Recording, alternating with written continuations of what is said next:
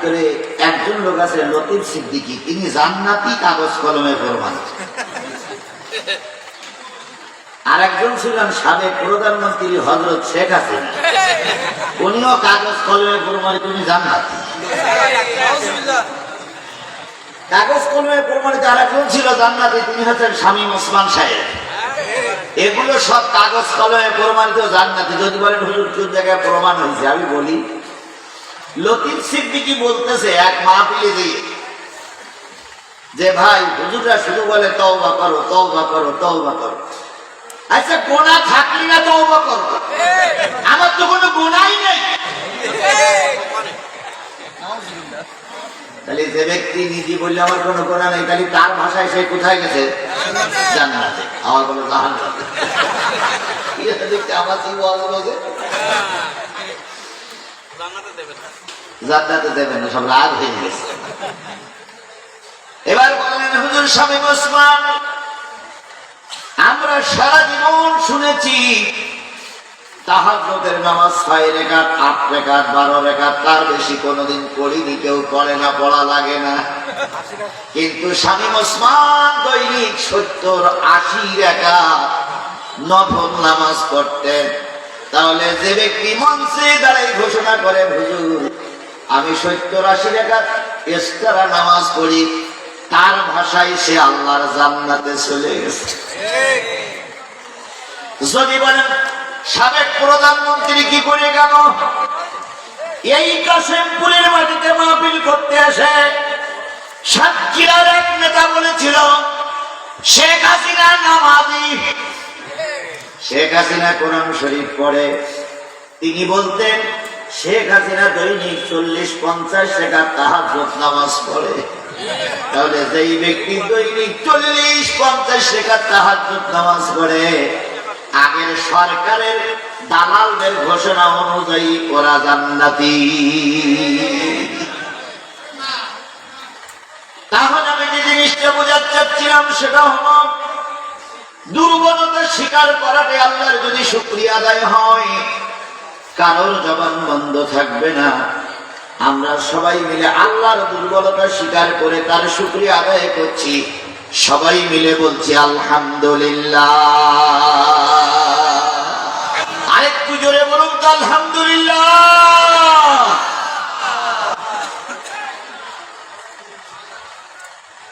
সর্বকালের সর্বশ্রেষ্ঠ মহামানব, যার আদর্শে আদর্শিত হয়ে আমি নিজেকে উম্মত বলে দাবি করেছি, সেই নবীর নামে দুরূদ আর সালাম সবাই মিলে বলছি সাল্লাল্লাহু আলাইহি ওয়াসাল্লাম। বন্ধুগণ, কাশিমপুর মাদ্রাসা কর্তৃপক্ষ দিয়েছেন তাফসিরুল কোরআন মাহফিল।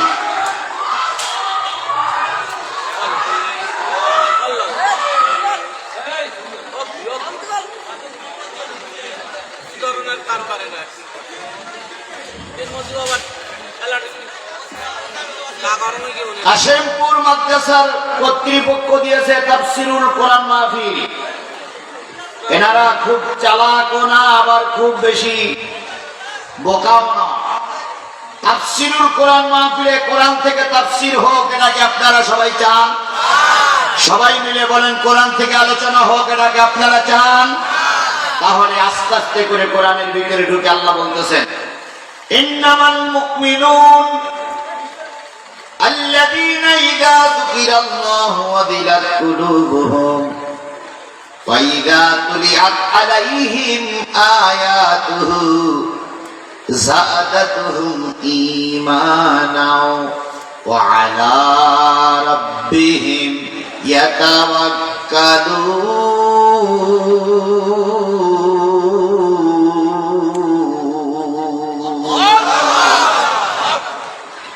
আল্লাহ বললেন নিশ্চয়ই তারা মুমিন, যাদের সামনে জিকির করলে তাদের দিলগুলো নরম হয়ে যায়। তাহলে জিকির করলে যাদের দিল নরম হয়, আল্লাহর ভাষায় তারা কি? আরেকটু জোরে বলেন তারা কি? এবার বলুন তো জিকির কোন শব্দ? আরবি শব্দ। জিকির শব্দের অর্থ কি? স্মরণ করা। কোন জায়গায়? কথা বলেন, কোন জায়গায় স্মরণ করবে? মসজিদে যে আল্লাহর জিকির চলবে, মাদ্রাসায় সেইয়া কি আল্লাহর জিকির চলবে, কথা বলেন ঠিক না ঠিক? মাদ্রাসা মসজিদে যে আল্লাহর জিকির চলবে, ইউনিয়ন পরিষদে সেই আল্লাহর জিকির চলবে, ইউনিয়ন পরিষদে যে আল্লাহর জিকির চলবে, থানা প্রশাসনের ওখানেও সেই আল্লাহর জিকির চলবে। থানায় যে আল্লাহর জিকির চলবে, জাতীয় সংসদে সেই আল্লাহর জিকির চলবে, জাতীয় সংসদে যে আল্লাহর জিকির চলবে, গণভবনে সেই আল্লাহর জিকির চলবে। যদি সব জায়গায় আল্লাহর জিকির চালু করা যায়, আল্লাহর ভাষায় তারাই হলো মুমিন। কিন্তু আমরা গত 17 বছর দেখেছি জিকির গুলো চলেছে মাহফিলে, জিকির গুলো চলেছে মসজিদে, আর জাতীয় সংসদ গুলো চলেছে অবৈধ নারীদের মিলন মেলা। অবৈধ সরকারের কাছে যখন অবৈধ নারীরা নৃত্য করত, তখন এই অবৈধ জনগণের ভোট যারা নির্বাচিত যার হস্তে তারাই সেখানে তালি দিয়ে দিয়ে তাদেরকে উৎসাহিত করত, কথা বলে। আর যদি কোনো এমপি একটু কোরআন হাদিসের কথা বলতো, তখন তাকে থামাই দেওয়া হতো আপনি রাজাকার। বাংলাদেশের জেনাকারীরা সুযোগ পেয়েছে, বাংলাদেশের পকেটকারীরা সুযোগ পেয়েছে, বাংলাদেশের স্মাগলাররা সুযোগ পেয়েছে, আর আলেমেরা বছরের পর বছর জেল খেটেছে। ওনারা মনে করতেন এই সুযোগ আর কখনো হাত ছাড়া হবে না। ওনারা ভাবতেই পারেননি চলে যেতে হবে। এখন আফসোস করতেছে যে কি হইলো, আমরা তো এরকম কোনোদিন ভাবতেই পারিনি। তুমি আর আমি যা ভাবি তা আল্লাহ পাক আর একটা ভাবে, কথা বলেন কথা বলেন কথা বলেন। তাহলে জিকির করলে যাদের দিল নরম হয় তারা কি মুমিন? জিকির মানে হলো স্মরণ করা। আমরা আল্লাহর কথা যখন স্মরণ করব, যখন মানুষের দিলগুলো নরম হবে, তখন বুঝতে হবে তারা কি। আর আল্লাহর নাম শোনার পরে যদি কারোর গাত্রদাহ হয়, মেজাজটা খারাপ হয়, চোখ দুটো যদি মোটা হয়, আব্দুল রউফ চেয়ারম্যানের মতো যদি চোখ তুলে নিতে চায়,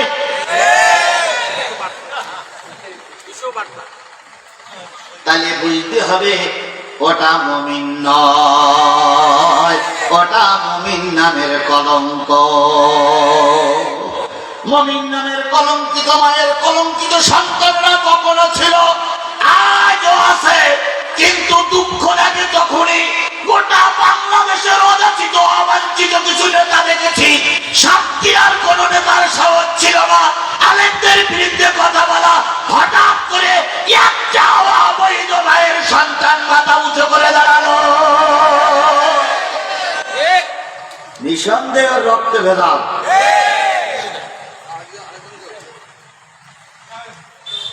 হুজুর মানুষ কথা বলতেছে,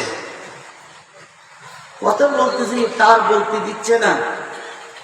উনি এক ফাঁকে এক কথা বলেছে যে আপনি যদি একাই বগর বগর করেন, তাহলে আমি বলবো কখন? এইটা ওনার খুব সেন্টিমেন্টাল লাগে। আপনি যে বগর বগর করে যাচ্ছেন সেটা হিসেব করলেন না, আর উনি বগর বগরের কথা বলেছে সেন্টিমেন্টাল লাগলো।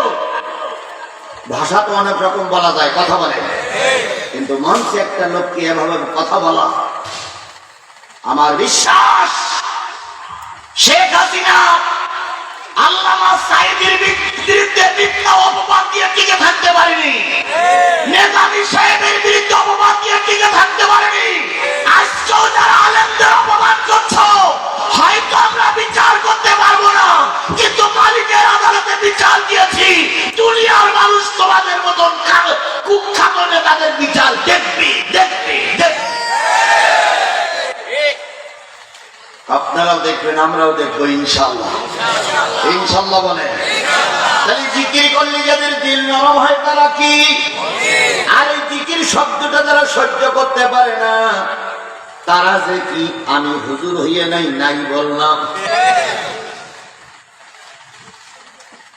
إنما المؤمنون الذين إذا ذكر الله وجلت قلوبهم وإذا تليت عليهم آياته যখন এই কোরআনের আয়াত তাদের সামনে তেলাওয়াত করা হবে তখন তাদের ঈমান বৃদ্ধি পেতে থাকবে।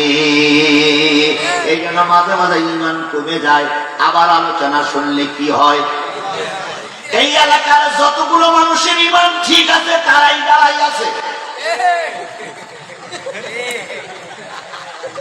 এই এলাকার যতগুলো মানুষের ঈমান ঠিক আছে তারাই দাঁড়াই আছে, আর যাদের ঈমানে টোটা জমা হয় তারাই বসে আছে। তার মানে যারা দাঁড়াই আছে নির্বিধান আল্লাহ জানেন। এগুলো আচ্ছা আপনারা আমারও ওয়াজ করে লিখতে হবে। এই হুজুরা এদিকে আসেন, মনসার স্যার সব হুজুরা মনসার আসো, দাঁড়াই থাকলে হবে না, আসো ভাই আসেন। তাহলে জিকির করলে কি বলে, কোরআনের তেলাওয়াত শুনলে যাদের ঈমান বৃদ্ধি পায় আল্লাহর ভাষায় তারা কি আরো যারা বলেন। তাই যদি হয় এখানে কিসের মাহফিল হচ্ছে, আরো জোরে বলেন। এই কোরআনের মাহফিলে না বসে যারা বাগানের দোকানে বসে আছো, যারা চার দোকানে বসে আছো, যারা এখনো বিবি অথবা বের সঙ্গে বসে বসে গরুর গোশত খাচ্ছ আর কথা বলতেছ, নিশ্চয় আল্লাহর ভাষায় তোমাদের ঈমান নাই।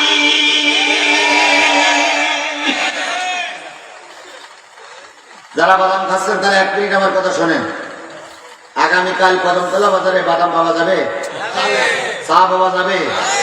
আগামীকাল এই কাশিমপুর মাদ্রাসার সামনে তাফসীর মাহফিল হবে।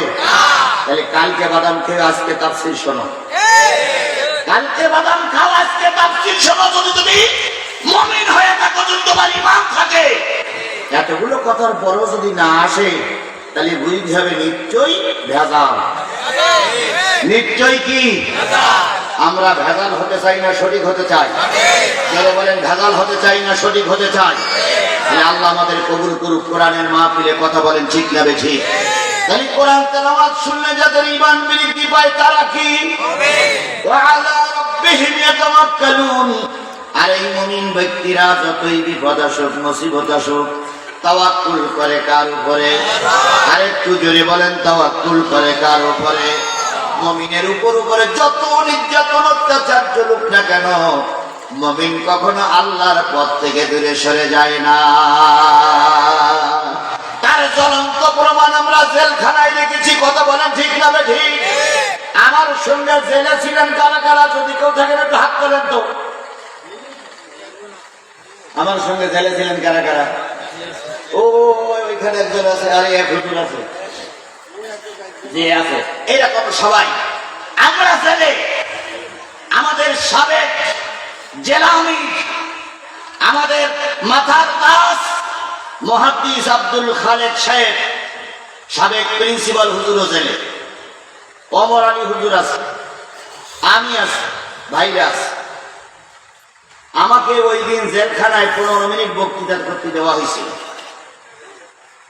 আমি মোটে আসবো না, বিডিআররা বললো না জিহাদির আলোচনা শুনলো। জেলারা জেল সুপার বাইক দিয়ে আমাকে সময় দিল। আমরা ছিলাম ওই দিন 936 জন। 36 জন হলো হিন্দু আর 900 হলো আমরা মুসলমান। ঈদগাহ ময়দানে সব বসে আছে। আমি তখন ঈদগাহ ময়দানে আসিনি, মাইকে বারবার ডাকা আছে, জিহাদি ভাই আসেন, আপনার কথা বলতে হবে। আমি যখন ঈদগাহে ঢুকলাম, সাবেক প্রিন্সিপাল হুজুর, আল্লাহ পাক ওনাকে জান্নাত নসিব করুক, উনি আমাকে বলতেছে, আজিজুল কোন উল্টো পাল্টা কথা বলে যেন বিপদ দেখেই না। ওমর আলী হুজুর বলতেছে, দেখো জিহাদ করবা বাইরে দিয়েই করিও, এখানে জিহাদ করে যেন নতুন করে আবার জেল খাটাই দেয়। তারপরে আমি গেলাম, যাওয়ার পরে আমি শুরু করলাম। 13 মিনিটের মাথায় যারা ছিলেন তারাই জানেন, 13 মিনিটের মাথায় একটা বক্তব্য দিয়ে গোটা 900 মানুষকে উজ্জীবিত করলাম। সেটা হলো ইব্রাহিম আলাইহিস সালাম হলো মুসলিম মিল্লাতের পিতা। তিনি তার নিজের সন্তানকে আল্লাহর রাস্তায় কুরবানি করে বুঝাইছিলেন, আমি আমার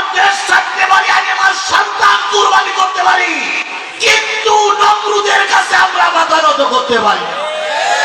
আজকে আমরাও জেলখানায় দাঁড়িয়ে প্রমাণ করতে চাই, প্রয়োজনে মামলা আরো হোক, প্রয়োজনে রিমান্ড আরো 2 দিন বেশি হোক, প্রয়োজনে আমার সন্তানের লাশ পড়ুক, তবুও ফেরাউন নামক শেখ হাসিনার কাছে আমরা মাথা নত করবো না, করবো না, করবো না। বলার সাথে সাথে জেলখানার ভিতরে 900 লোক একসঙ্গে বলে উঠল ঠিক। এবার মাঝপন্থে এক যুবক বলেছে না, 900 লোকের ভিতরে সবাই বলে গেছে আল্লাহু আকবার। 900 লোক আল্লাহু আকবার বলে বিরাট একটা আওয়াজ হয় না ভাই? এখন এইবার জেলার জেল সুপার ওনারা বসছিলেন অফিসে, হঠাৎ করে তকবীর ধ্বনি শুনে জেলের ভিতরে যত গার্ড ছিল সব এসে ওরা সব মিলে হইল 17 জন। আর আমরা কয়জন? 900। জেলার এসে বলতেছে হুজুর, হ্যাঁ হুজুর রাখেন। কি ভাই? মাইক দেন। তাই বললাম আমার টাইম হলো 15 মিনিট। 13 মিনিট হয়েছে, আরো 2 মিনিট এখনো বাকি আমার। তখন বাইক দিয়ে লোকজন বলছে ঠিক। জেলার সরিয়ে গেল। জেল সুপার বলতে এদিকে আসেন, 2 মিনিট বলে নেই। 2 মিনিট পরে দিলাম, দেওয়ার পরে নামাজ হয়ে গেল। নামাজের পরে ওই দিন কুরবানির ঈদ, গোশতের বিতরণ হলো, সবকিছু দেখলাম ভালো। ঠিক ঘন্টা পড়লো, সব যখন গোয়াল ঘরের ভিতরে ঢুকলো, এবার 2 জন পুলিশ এসে বলতেছে আজিজুল ইসলাম জিহাদিকে। জেল সুপার জেলার আপনারা ডাকে। তখন আমি বুঝলাম খেলা এবার হবে, এবার হবে ফাইনাল খেলা। গেলাম আল্লাহর নাম করি, কেস টেবিল ডেকে বলতে হুজুর কোন দল করে, প্রথম পুরুষ কোন দল করে? দল টল কিছু না, কি করেন? আমি বক্তৃতা জগতের লোক। সে তো বুঝলাম, কিন্তু আজকে না বললেন আপনি কাজটাকে ঠিক করেছেন। আমি ঠিক করি আর বেশি করে আমার আওয়াজ করতে দিলেন কেন আপনারা? দেশেন আমার গতিতে আওয়াজ করেছি, আমার যেটা গতি সেইটাই। হুজুর তাও বলেন, আমরা তাও আপনার খারাপ বলতেছি না, কিন্তু এই 900 লোক যদি বিদ্রোহ ঘোষণা করতো, আমরা ছিলাম মাত্র 17 জন। এই 17 জনেতে এক জায়গায় ভেঙে এই 900 লোক জেলখানা ভেঙে চলে যেত, তখন আমাদের উপায় কি হইত? তা আপনার কাছে হাত পায়ে ধরে অনুরোধ করি হুজুর, আমরা আপনার অপমান করবো না, আপনি আর এই জেলখানায় ওয়াজ নসিহত করেন না। আর আপনি ওই কি বলে যুবকদের দলে থেকে না, আগামীকালকে বুড়োদের সঙ্গে থাকবেন। আর এ যতদিন থাকবেন এখানে আর জুম্মার নামাজ পড়তে পারবেন না। আমি বললাম স্যার বুড়োর দলে থাকবেন, কিন্তু বুড়োগুলো সাহায্য করি। আমি এই জিনিসটা এই জন্য বললাম, ইমানদার ব্যক্তি যারা হয় তারা সব জায়গায় 100 আল্লাহর জন্য কাজ করে। কথা বলেন, কথা বলেন, কথা বলেন। মুমিন ব্যক্তি তাওয়াক্কুল করবে কার উপরে? খালি তাই যদি হয় আমার সুখের মালিককে, আমার দুঃখের মালিককে। আমি জেলখানায় যাবো কি না যাবো কে জানে, আমি এখান থেকে পানি যেতে পারবো কি পারবো না সেটা কে জানে। এই তাওয়াক্কুল যাদের দিলের ভিতরে আছে, তারা কখনো ইসলাম থেকে, ধর্ম থেকে, দিন থেকে, কোরআন থেকে 1 ইঞ্চি সরে যেতে পারে না। তাহলে যারা বাইরে আছেন দয়া করে আল্লাহর করে তাওয়াক্কুল করে বসুন, আল্লাহ আপনাকে বরকত দিক। আর আমরা যারা বসেছি আল্লাহ পাক শেষ পর্যন্ত আমাদের কবুল করুক। সকলে মিলে বলুন আমিন। এবার আর একটু সামনে যান, যারা এখনো বসেন নেই তারা খেয়াল করেন। আল্লাহ রাসূল বলেন আল কোরআনু শাফিআম মুশাফফা ওয়া মাহিল্লু মুসাদ্দিকান মান জালাহু আমামাহু ওয়াদাহু ইলাল জান্নাহ ওয়া মান জালাহু খালফাহু সাকাতাহু ইলান নার। আল্লাহ নবী বলেন কোরআন এমন একটা কিতাব, কিয়ামতের দিন কারোর পক্ষে সুপারিশ করবে আর কারোর বিরুদ্ধে আল্লাহর কাছে নালিশ করবে। সাহাবী আজমাইনগণ বলেন ইয়া রাসূলুল্লাহ, কোরআন কাদের পক্ষে সুপারিশ করবে আর কোরআন কাদের বিরুদ্ধে আল্লাহর কাছে নালিশ করবে? নবী বললেন কোরআন সেই ব্যক্তির জন্য সুপারিশ করবে যেই ব্যক্তি কোরআনকে ইমাম বানাবে। বলুন তো ইমাম সামনে থাকে না পিছনে থাকে? আরেকটু জোরে বলুন। এই কোরআনকে যারা সামনে রাখবে তার মানে কোরআন অনুসারে চলবে, কোরআন যা বলেছে সেইটা মেনে নেবে, কোরআনের গোলাম হবে, কোরআন ইমাম হবে, আর সে কোরআনের গোলাম হয়ে কোরআনের কাছে মাথা নত করে আল্লাহর কাছে মাথা নত করবে। এই কোরআন কিয়ামতের দিন তাকে টেনে টেনে আল্লাহর জান্নাতে নিয়ে যাবে। তাহলে কোরআনকে সামনে রাখলে কোরআন আমাকে কোথায় নিয়ে যাবে? আরো ধরে বলেন কোথায় নিয়ে যাবে? তাহলে আপনি আমি এবার খেয়াল করি, এই আপনারা যারা আছেন আপনাদের সামনে কি? যারা মঞ্চে আছে তাদের সামনে কি? তাহলে কোরআন যদি আমরা সামনে রাখি কোরআন আমাকে টেনে কোথায় নিয়ে যাবে? এটা কি আমার কথা না রাসূলের কথা? আরো যদি বলেন কার কথা? মান জাআহু খালফাহু সাকাতাহু ইলান নার। আর এই কোরআনকে যারা পিছনে রাখবে, কোরআনের আইন যারা মেনে চলবে না, কোরআনকে যারা পিছনে রেখে চলবে, নেতার আইন প্রতিষ্ঠিত করবে, সরকারের আইন প্রতিষ্ঠিত করবে, কোরআনের আইন প্রতিষ্ঠিত করবে না, কোরআনকে যারা পিছনে রাখবে, এই কোরআন ধাক্কা দিয়ে তাদেরকে জাহান্নামে নিক্ষেপ করবে। তাহলে কোরআন সামনে রাখলে আপনাকে টেনে কোথায় নিয়ে যাবে? আর কোরআন পিছনে রাখলে আপনাকে ধাক্কা দিয়ে কোথায় নিক্ষেপ করবে? তাহলে আপনি কি কোরআনকে সামনে রেখে জান্নাতে যেতে চান না জাহান্নামে যেতে চান? কোথায় যেতে চান?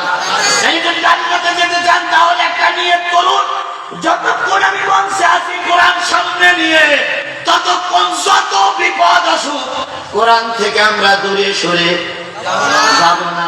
যদি কোরআন থেকে দূরে সরে যাই তাহলে কোরআনকে ইমাম বানানো হলো না। আর কোরআন যদি পিছনে রাখি কোরআন আমাদের ধাক্কা দিয়ে জাহান্নামে নিক্ষেপ করবে। তাহলে এবার আসুন আমরা কোরআনকে কোথায় রাখবো? এখন এই মজলিস থেকে কেউ যদি উঠে চলে যায় তার পিছনে পড়বে কি? এই মাহফিল থেকে চেয়ারের থেকে উপরের থেকে যদি কেউ উঠে যায় তার পিছনে পড়বে কি? তাহলে কোরআন পিছনে রাখলে কোরআন তাকে ধাক্কা দিয়ে কোথায় নিক্ষেপ করবে? তাহলে আমরা কি কোরআনের সামনে নিয়ে, কোরআনকে সামনে নিয়ে জান্নাতে যেতে চাই, না কোরআনের ধাক্কা দিয়ে জাহান্নামে যেতে চাই? কোথায় জান্নাত না জাহান্নাম? কোথায়? কারা কারা জান্নাতে যেতে চান? দুই হাত উঁচু করে আল্লাহরে দেখা। দেখেন তো কারা কারা হাত তুলিনি। আল্লাহ আমাদের কবুল করুন। আরেকটু জোরে বলেন আমিন। সমাধান চাও যদি জীবনে মরণে, ফিরে যাও খুঁজে নাও চোখ রাখো কোরআনে। সমাধান চাও যদি জীবনে মরণে, ফিরে যাও খুঁজে নাও চোখ রাখো কোরআনে। এ বাণী সকলের নয় শুধু মুমিনের, যারাই চলবে মেনে ফল পাবে কোরআনের। ঘরে বলো কিংবা রাষ্ট্রে বলো, অশান্তি দূর করে শান্তি আনে। সমাধান ও সমাধান চাও যদি জীবনে মরণে, ফিরে যাও খুঁজে নাও চোখ রাখো কোরআনে। সেই কোরআনের মাহফিলে আল্লাহ পাক আপনাকে আমাকে কবুল করুক। সকলে মিলে বলুন আমিন। এবার আমি আপনাদের কাছে একটা প্রতিজ্ঞা নিতে চাই, আপনারা কতক্ষণ থাকবেন? কতক্ষণ? আরো জোরে। সারা রাত আপনারা থাকবেন, আমি থাকতে পারবো না ভাই। কারো টাকাটাই করেন না তো। সারা রাত কি কোরআনের মাহফিলে থাকা সম্ভব? মাঠের ধান কাটা কি শেষ? তাহলে এখনো ধান কাটার ব্যস্ত আছে না নাই? আর যারা বলতে সারা রাত থাকবো, যদি একবার আল্লাহ একটা বোম ফেলে,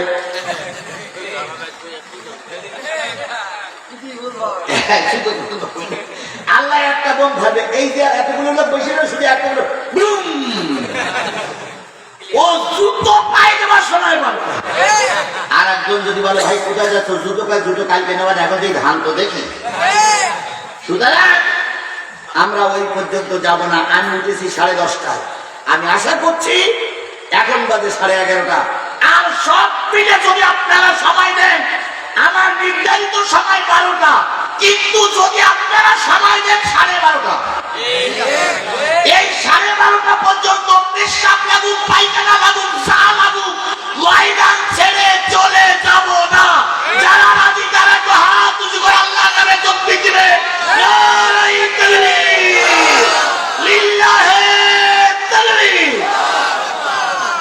দেখেন তো কারা কারা হাত তুলিনি, দেখেন দেখেন দেখেন দেখেন দেখেন। আল্লাহ আল্লাহ যারা হাত তুলিনি আল্লাহ তুই দেখে রাখো, আল্লাহ দেখে রাখো, আল্লাহ দেখে রাখো, আল্লাহ দেখো কারা কারা হাত তুলিনি, আল্লাহ তুমি দেখো আল্লাহ। সবাই তুলেছে আল্লাহ। কিছু বলতে হবে ভাই, এখন স্টেজে দিকে থাকবে কিছু লাগবে না। তাইলে আল্লাহ আমাদের শেষ পর্যন্ত কবুল করুন। আমি আপনাদের খেদমতে সূরা কমারের 3টা আয়াত তেলাওয়াত করেছি। কয়টা? সবাই মিলে বলুন, যেহেতু আমাকে একটু দেরি করে উঠানো হয়েছে অধিকার যাব না। সূরা কমার এবার এক এক করে আসি, খুব মজার কথা, দিলের কান দিয়ে শুনুন। 27 নম্বর পারা 54 নম্বর সূরা, নাম কি? কমার। কমার মানে কি? চাঁদ। কমার মানে হলো চাঁদ। কি বলে? সূরাটার নাম হলো কমার। মক্কায় অবতীর্ণ সূরা সমূহের ভিতরে একটা অন্যতম সূরা সূরাতুল কমার। 55টা আয়াত আর 3টে রুকু। 55টা আয়াতের ভিতর থেকে আমাদের তেলাওয়াতকৃত আয়াত কয়টি? 3টি। সবাই মিলে বলেন কয়টি? এই আয়াত কয়টি যখন নাযিল হলো, আল্লাহ রাসূল তখন চরম বিপদের দিন পার করতেছে।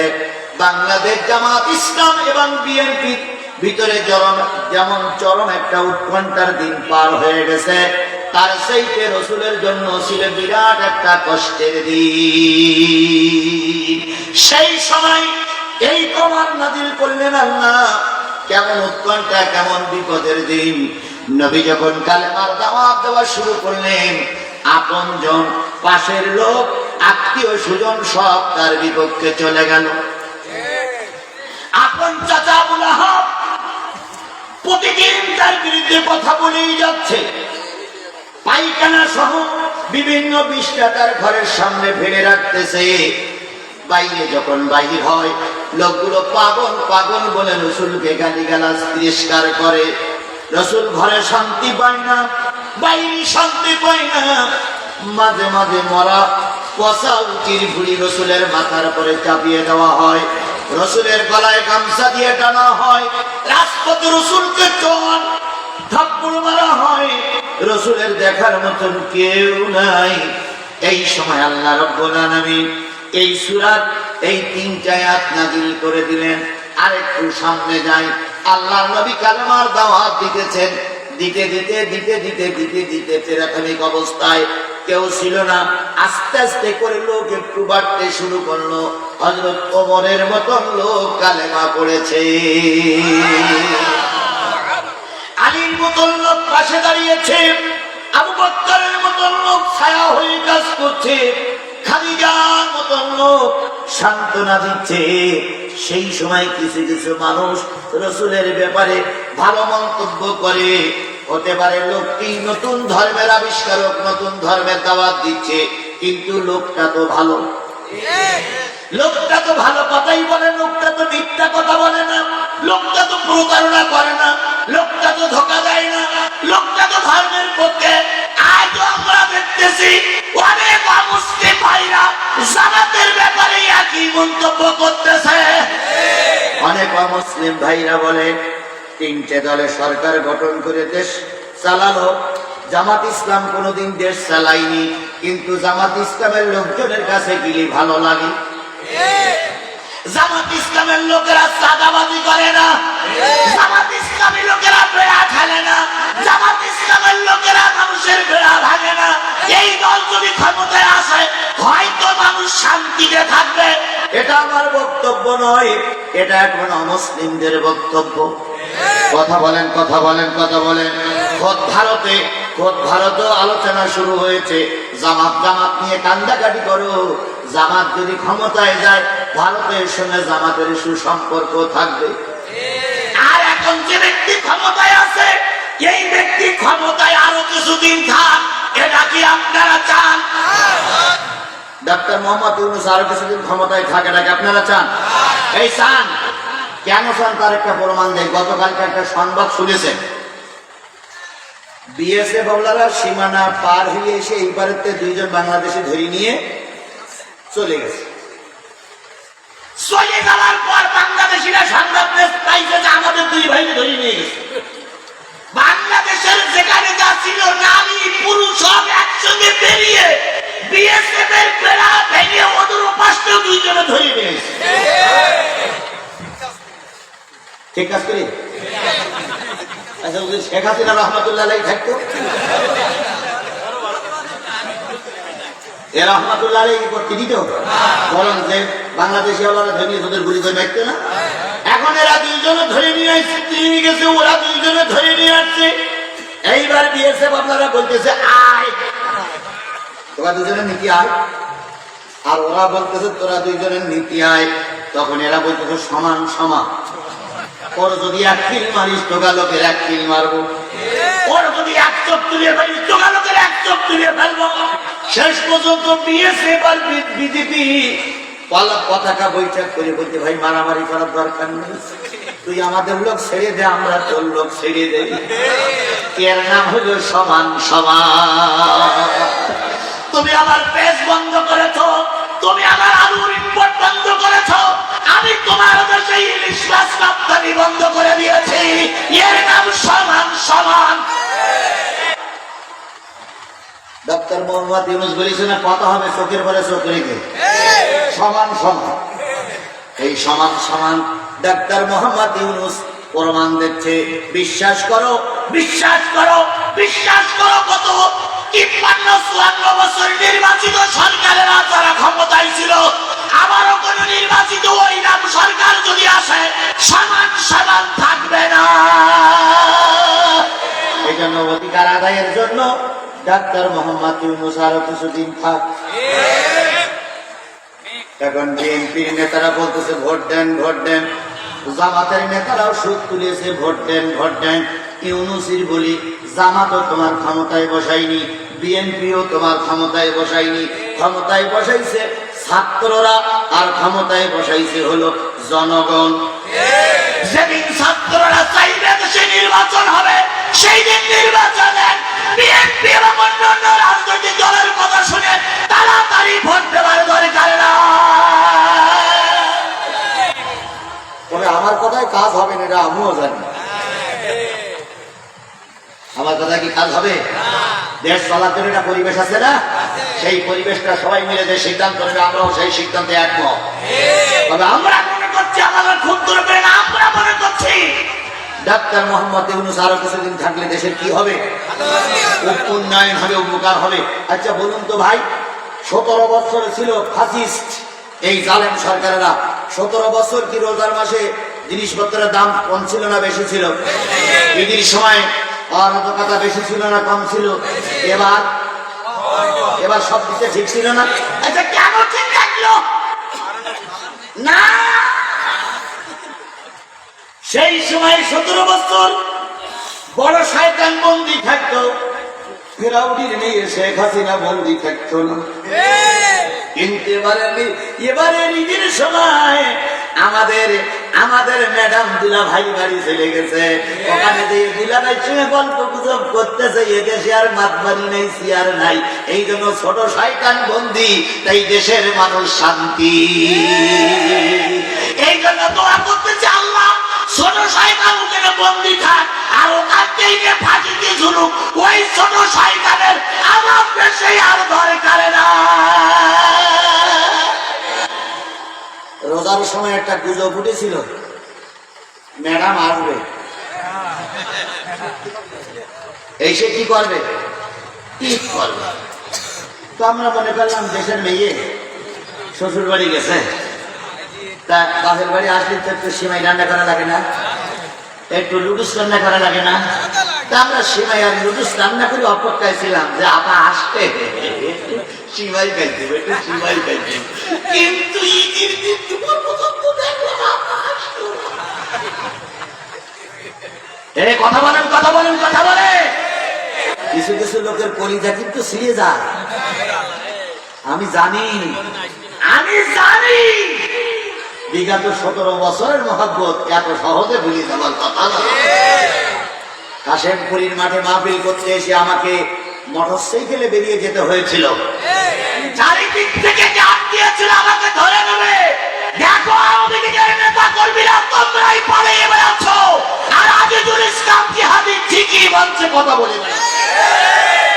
আরে ভাই দেখা, আরে ভয় দেখাও, আরে ভয় দেখাও। এখন উনি আসতে পারলেন না। এখন আমার আওয়ামী লীগের নেতা কর্মীরা বলতেছে উনি ঈদের সময় একটু অসুস্থ ছিলেন, এই জন্য আসতে পারেননি, তবে কুরবানির সময় অবশ্যই আসিবেন।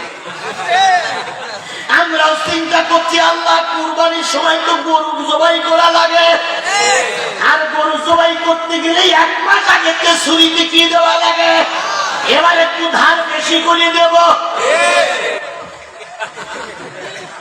এবার ধার কি করে দেব, একটু বেশি করে দেব। কারণ 1 পাশ থেকে গরু জবাই করার জন্য বিসমিল্লাহি আল্লাহু আকবার বলা লাগবে, আর 1 পাশ থেকে ওই স্বৈরাচারদের বিদায়ের জন্য ওই ছুরি কাজে লাগানো লাগবে। যদি শেখ হাসিনা এদেশে আবার প্রতিষ্ঠিত হয়, আল্লামা সাঈদীর আত্মা কষ্ট পাবে। যদি শেখ হাসিনা এই দেশে আবার রাজনীতির ময়দানে ফিরে আসে, বিডিআর হত্যার বিচার যদি না হয়, বিডিআরের আত্মা কষ্ট পাবে। শেখ হাসিনা আবার যদি রাজনীতি করতে আসে, এদেশের 5ই মে আলেমদেরকে গুলি করে মারা হলো, আলেমদের আত্মা কষ্ট পাবে।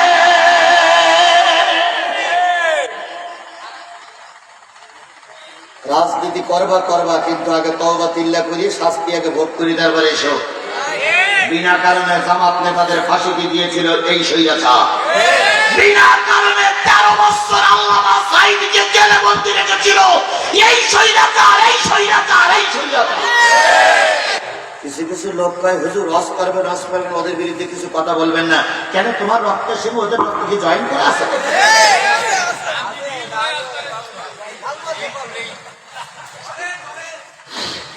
আপনি বললু বলবো, না বললু বলবো। বিগত 17 বছর আমার ভয় থেকে কিছু করতে পারে না, এখন আমার কিছুই করতে পারবে। এখন সব আমাদের লোক না, সব আমাদের লোক না, সব আমাদের লোক না। গ্রাম আপনার বাহুতি বলা, আপনি গ্রাম আওয়ামী লীগের লোক, আপনি আওয়ামী লীগ করেন, হাত বলেন তো। আপনি হাত তোলেন, আপনি করেন, আপনি হাত তোলেন। আর ওই সময় জামাত নেতৃবৃন্দ কথা বলতে পারিনি, বিএনপির নেতারা পালিয়েছিল। ওই সময় আমরাই ময়দানে কথা বলেছি, কথা বলে ঠিক যাবে ঠিক। ওই সময় ডাইরেক্ট অ্যাকশন করেছে, আমরা হাত তুলতে পারতাম, তুমি এত ক্ষমতা, তুমি হাত তুলতে পারো না কেন? ভাই হাত তোলো, দিন যে আমি আমলি করি, হাত তোলো দেখি তুমি কোন মায়ের দুধ খেয়েছি, আবার আমি কোন মায়ের দুধ খাইছি। নেতারা ফেরায় বলে ধৈর্য ধরো, ধৈর্য ধরো, ধৈর্য ধরো। আমরা ওয়াজ করি ধৈর্য ধরো, ধৈর্য ধরো, ধৈর্য ধরো। এখন আপনার ওয়াজ শেষ হয়ে গেল, আপনারা বাড়ি যাচ্ছেন, হঠাৎ করে দেখা গেল ওই আম গাছের ওই পাশে কাউয়া কাঁধে হেলান দিয়ে দাঁড়াইছে। বলেন তো, যত বড় হুজুর হন আর যত বড় তাহাজ্জুদ গুজারি হন, যদি প্রকৃত ওইটাই কাউয়া কাঁধের হয়, পরে না মেরে বাড়ি যাবেন, কেটা কেটা হাত তোলেন তো। তখন যদি এই মঞ্চের হুজুরা সব দিকে বলে ধৈর্য ধরো, ধৈর্য ধরো, তখন আর ওয়াজ কাজে লাগানো হবে না, শুধু বলে ধর ছাড়াই ফেল। আমার ভাইয়েরা, আল্লাহ রাসূল চরম বিপদের দিন চলছে, মনে আছে তো? হযরত ওমর কালেমা পড়ে মুসলমান হয়ে গেছে। ইতিমধ্যে অনেক নারীরা কালেমা পড়েছে, অনেক পুরুষেরা কালেমা পড়ার জন্য মন্তব্য করছে, অনেকেই হুজুরির পক্ষে সাপোর্ট করছে। আবু জেহেল, উতবা, সাইবা, ওয়ালিদ ইবনে মুগিরা, আবু লাহাব সব এক জায়গায় বসে চিন্তা করলো, এখনই যদি নবীকে দুনিয়া থেকে বিদায় করে দেওয়া না হয়, একদিন এই নবী আমাদের পথের কাঁটা হয়ে দাঁড়াবে। বিশ্বাস করো আওয়ামী লীগের লোক, বিশ্বাস করো বিএনপির লোক, বিশ্বাস করো জামাতের ভাইরা, আল্লামা সাঈদীর শেখ হাসিনা মারত না যদি ওই ভারত তাকে বুদ্ধি না দিত। কারণ ভারত রয়ের মাধ্যমে জেনেছিল শেখ হাসিনা বেশি দিন ক্ষমতায় থাকতে পারবে না, আর শেখ হাসিনা যখন ক্ষমতার থেকে নেমে যাবে, তখন বাংলাদেশ জামাত ইসলামের নেতারা ক্ষমতায় আসবে, আর সেই সময় বাংলাদেশের প্রধানমন্ত্রী হবে হযরত আল্লামা দেলোয়ার হোসেন সাঈদী। এদের এই গোয়েন্দা বিভাগের রিপোর্টটা ঠিক ছিল না ঠিক ছিল? 100% রিপোর্ট ঠিক ছিল। তাই ওরা আল্লামা সাঈদীকে আগের থেকে সরাই দিয়েছে। ও আমার সাতক্ষীরাবাসী, গতকাল আমার মাহফিল ছিল চট্টগ্রামের লোহাগাড়ার সাতকানিয়াতে সেখানে মাহফিল করেছি। গোটা বাংলাদেশ মাহফিল করে আমার যা ধারণা হয়েছে সব কিছু যদি ঠিকঠাক থাকে আগামী সংসদ হবে টুপিওয়ালাদের সংসদ, আগামী দেশ হবে কোরআনের দেশ, আগামী গণভবন হবে কোরআনের গণভবন, আগামী বঙ্গভবন হবে কোরআনের বঙ্গভবন। সেই বঙ্গভবনে যেতে গেলে 151টা আসন লাগবে। সেই 151টা আসনের ভিতরে সাতক্ষীরার এই 2 নম্বর আসনটা আমরা কোরআনকে দিতে চাই। সাতক্ষীরার এই 2 নম্বর আসনটা আমরা কাকে দিতে চাই? কাকে দিতে চাই? টুপিওয়ালাদের দিতে চাই, কোরআনওয়ালাদের দিতে চাই, কোরআনকে উপহার দিতে চাই। আমার কথা শুনে কারা কারা একমত একটু হাত উঁচু করে আল্লাহরে দেখান তো যে আমরা এই আসনটা টুপিওয়ালাদের দেব, আমরা আসনটা কোরআনওয়ালাদের দেব। কোন অবস্থায় কোরআনওয়ালাদের মুখে কোরআনওয়ালাদের মুখ বলিন আমরা করব না।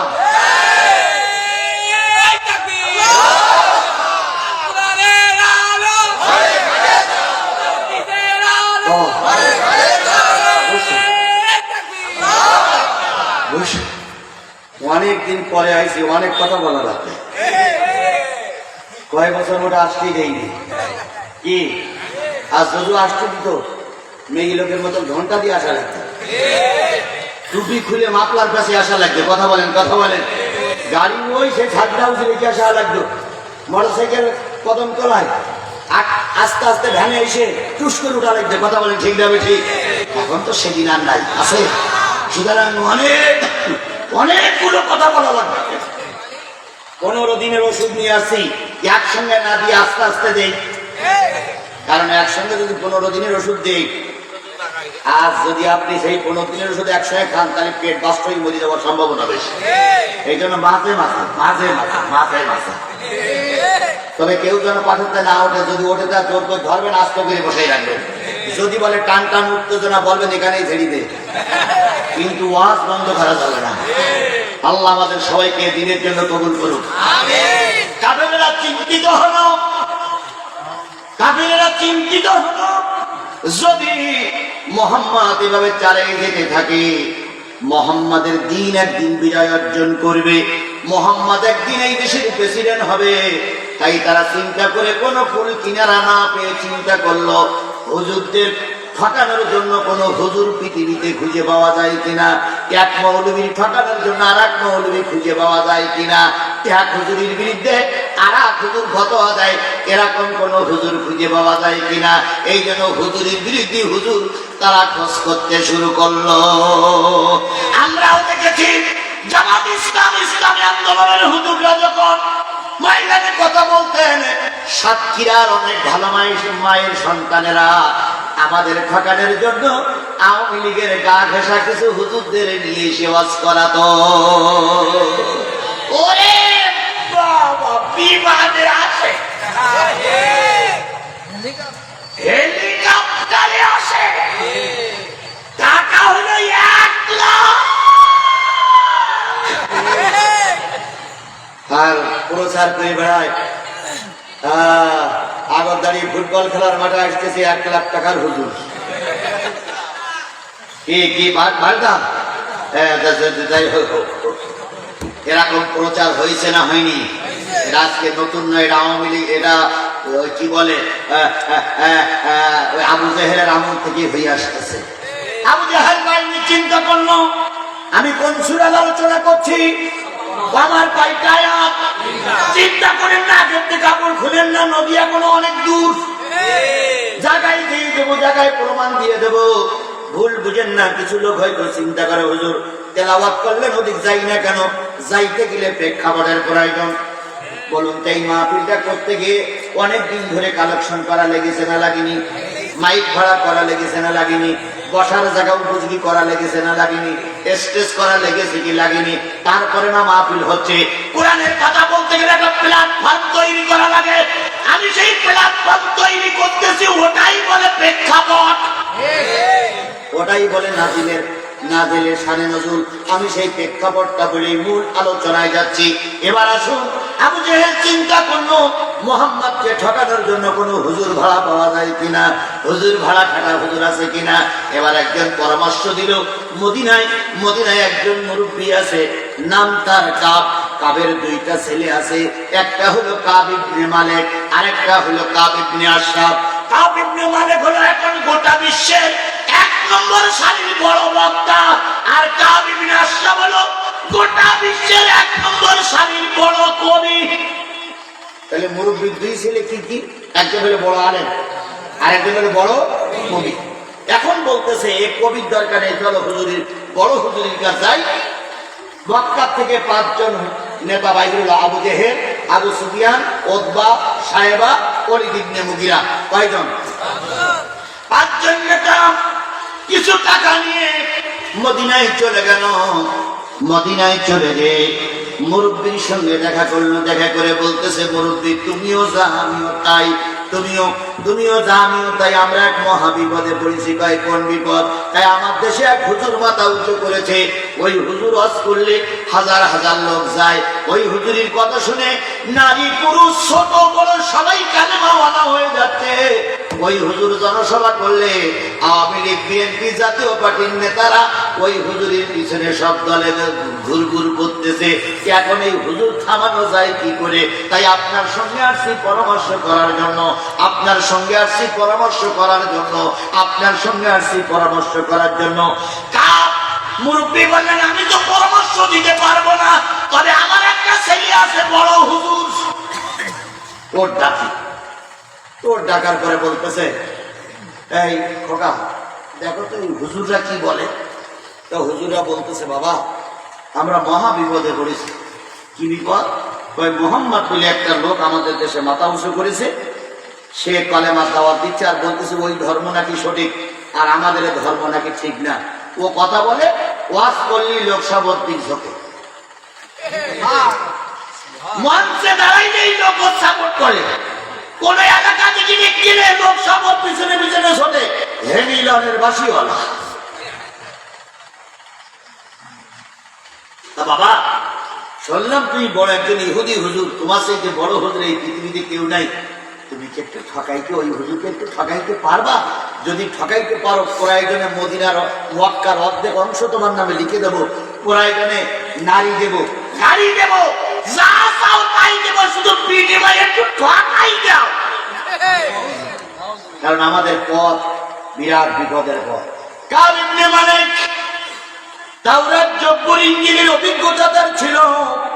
তিনি বললেন, লোকটার একটা ধারণা দেন, লোকটার চেহারা কেমন? আবু জেহেল বলল, বাবা চেহারার কথা আর কি বলবো, একবার নবী মুহাম্মাদের দিকে যদি কেউ তাকায় থাকে সে আর কখনো চোখ নিচে নামায় না।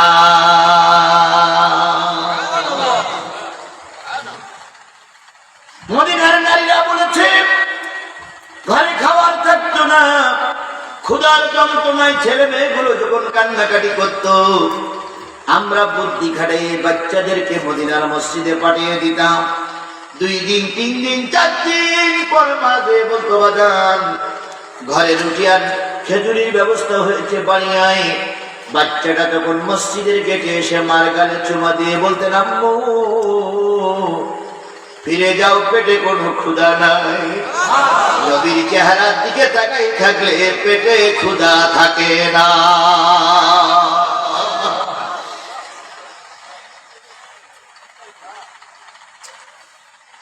কাব ইবনে মালিক বললেন, তাওরাত, জব্বর, ইনজিলের ভাষা অনুযায়ী বোঝা যায় শেষ নবী যিনি হবেন তার চেহারাটাই এমনই হবে। আবু জেহেল মুরব্বির ডেকে বলতেছে, এই করতে আসলাম না, আমরা আসলাম মুহাম্মদকে ঠকাবে। এখন দেখি তোমার ছেলেও মুহাম্মদের গুণগান গাচ্ছে। মুরব্বি বললেন, বাবা এদের কথাগুলোকে ভালো করে শোন, তারপর মন্তব্য কর। কাব ইবনে মালিক বলতেছে, বলুন এই লোকটার চেহারার ভিতরে কেমন সুন্দর। আবু জেহেল বলতেছে, এই লোকটার চেহারা যদি অন্ধকার ঘরের ভিতরে যদি তিনি কম্বল মুড়ি দিয়ে শুয়ে থাকে, যদি ঘরে কোনো আলো না থাকে, ওই কম্বলটা যদি চেহারা থেকে সরাই নেওয়া হয়, মুখের চেহারার আলোতে অন্ধকার ঘরটা ঝলমলে হয়ে যায়। হযরত আয়েশা সিদ্দিকা রাদিয়াল্লাহু তাআলা আনহা বর্ণনা করেছেন, নবী নিজের কর্ম সেরে হুজরাখানায় ঢুকতেন, আমি নবীকে কম্বল মুড়ি দিয়ে তার জামাগুলো সেলাই করতাম, কাপড়গুলো সেলাই করতাম। এক সময় লণ্ঠনের তেল ফুরায় গেছে, হাতের সুস্তাও পড়ে গেছে। এমন সময় আমার সেলাই করা কাপড়ের কাজ এখনো শেষ হয়নি। আমি চিন্তা করতাম, এখন লণ্ঠনের তেল নাই, কিভাবে কাপড়ের সেলাইয়ের কাজটা শেষ করব। মনে কৌতূহল হতো, নবীজির চেহারা থেকে কাপড়টা সরাইয়ে দেই। ও আমার জাতি, নবীজির চেহারা থেকে কাপড়টা সরাইয়ে দিয়েছি, ওই চেহারায় যে আলো হয়েছে, সেই আলোয় আমি আমার হারানো সুরুজ খুঁজে পেয়েছি। সবগুলো বর্ণনা করার পরে কাব ইবনে মালিক বলতেছে, মুরব্বী, দেখে শুনে মনে হচ্ছে তিনি একজন ভালো লোক, কয় হ্যাঁ, কিন্তু তাকে ঠকানো লাগবে। কাব ইবনে মালিক এই সুযোগটা কাজে লাগাই বলতেছে, হ্যাঁ, পথ আমার সামনে একটা আছে, আমি মুহাম্মদকে ঠকাবো, বিনিময়ে আমাকে 7 বস্তা টাকা দেওয়া লাগবে। কয় বস্তা? কিসের টাকা? সোনার টাকা। তাহলে আজকে টাকায় হুজুর বিক্রি হয়, কখনো টাকায় হুজুর বিক্রি, এখনো টাকায় বিক্রি হয় না? হয় না? আরো জোরে বলেন, হয় কি হয় না? বিগত 17 বছর বাংলাদেশ জামাত ইসলামী তত হুজুরদের বিরুদ্ধে অনেক হুজুররা বক্তব্য দিত, বিনিময়ে অনেক টাকা তারা পেয়েছে। এ জাতীয় হুজুর আমাদের দেশ, আমাদের চোখের সামনে আছে না নাই? আরো জোরে বলেন, আছে না নাই? এই সাক্ষীরাতেই আছে। এক হুজুর খুতবা দিতে গিয়ে চাকরি খাওয়াইল, আর এক হুজুর নেতার পাম করতে গিয়ে বেতন 3000 টাকা বাড়াইল। এরকম হুজুর আমাদের দেশে আছে না নাই? কদমতলা বাজারে চা খাচ্ছে 2 মৌলবী, 2জনই বিরাট হুজুর, 2জন বিরাট পাগড়ি, 2জনের মুখে বিরাট দাড়ি, গড়ে গড়ে মুখরুচি, কালা কালা চশমা, বিরাট চশমা, বিরাট দাড়ি। চাওয়ালা জিজ্ঞেস করছে, হুজুর, বিগত 17 বছরে আমাদের ডাক্তার বসে হুজুর 7টা মামলা, আপনার নামে একটাও মামলা নেই, ঘটনাটা কি? যে হুজুরের নামে মামলা হয়নি, উনি বলতেছে, আমি একটু বুদ্ধি শুদ্ধি করে চলতাম, এই জন্য আমার এরা বুদ্ধি শুদ্ধি করে মামলা খাইনি। এরকম হুজুর আমার দেশে আছে না নাই? আরো জোরে বলেন, আছে না নাই? এই সাক্ষীরাতেই আছে। বিগত 17 বছর কথা বলেইনি, মুখে ঠুই লাগাইছিল, আর এখন মনসুটি এমন কায়দা ওয়াজ করে, মনে হয় টেবিল ভেঙে চুরে নষ্ট হয়ে গেল। দেখে শুনে মনে হয় ওরা হলো রাজমিস্ত্রি আর আমরা সব জোগাড়ি। কাব ইবনে মালিক বলতেছে, বুঝলাম, নবীকে ঠকাই দেব, কিন্তু কয় বস্তা টাকা দেওয়া লাগবে? এখন 3 বস্তা বায়না দিয়ে যাবেন, আর 4 বস্তা ঠকানোর পরে দিবেন। আবু জেহেল বলতেছে, কাবার ঘরের মালিকের শপথ, কাবার শপথ বাবা, তার 7 বস্তা নয়, বিনিময়ে আরো বেশি দেব, কিন্তু সত্য হলো মোহাম্মদকে কি করানো লাগবে? ঠকা লাগবে। কিন্তু তুমি কি কায়দায় ঠকাবা আমার একটু বলো।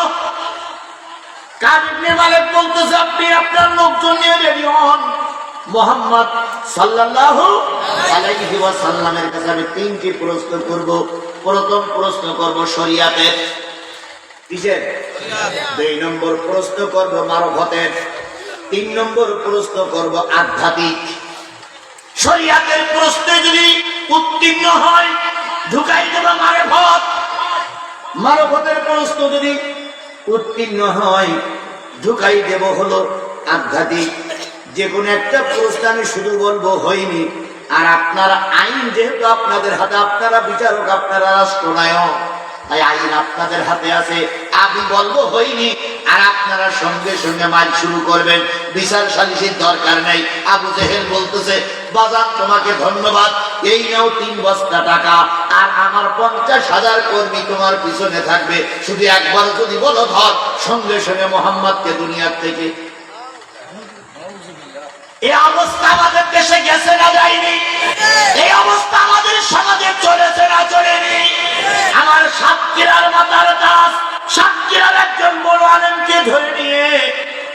সাতক্ষীরা থানার ওসি সাহেব চেয়ারে বসায় রেখে একটা থাপ্পড় মেরেছিল।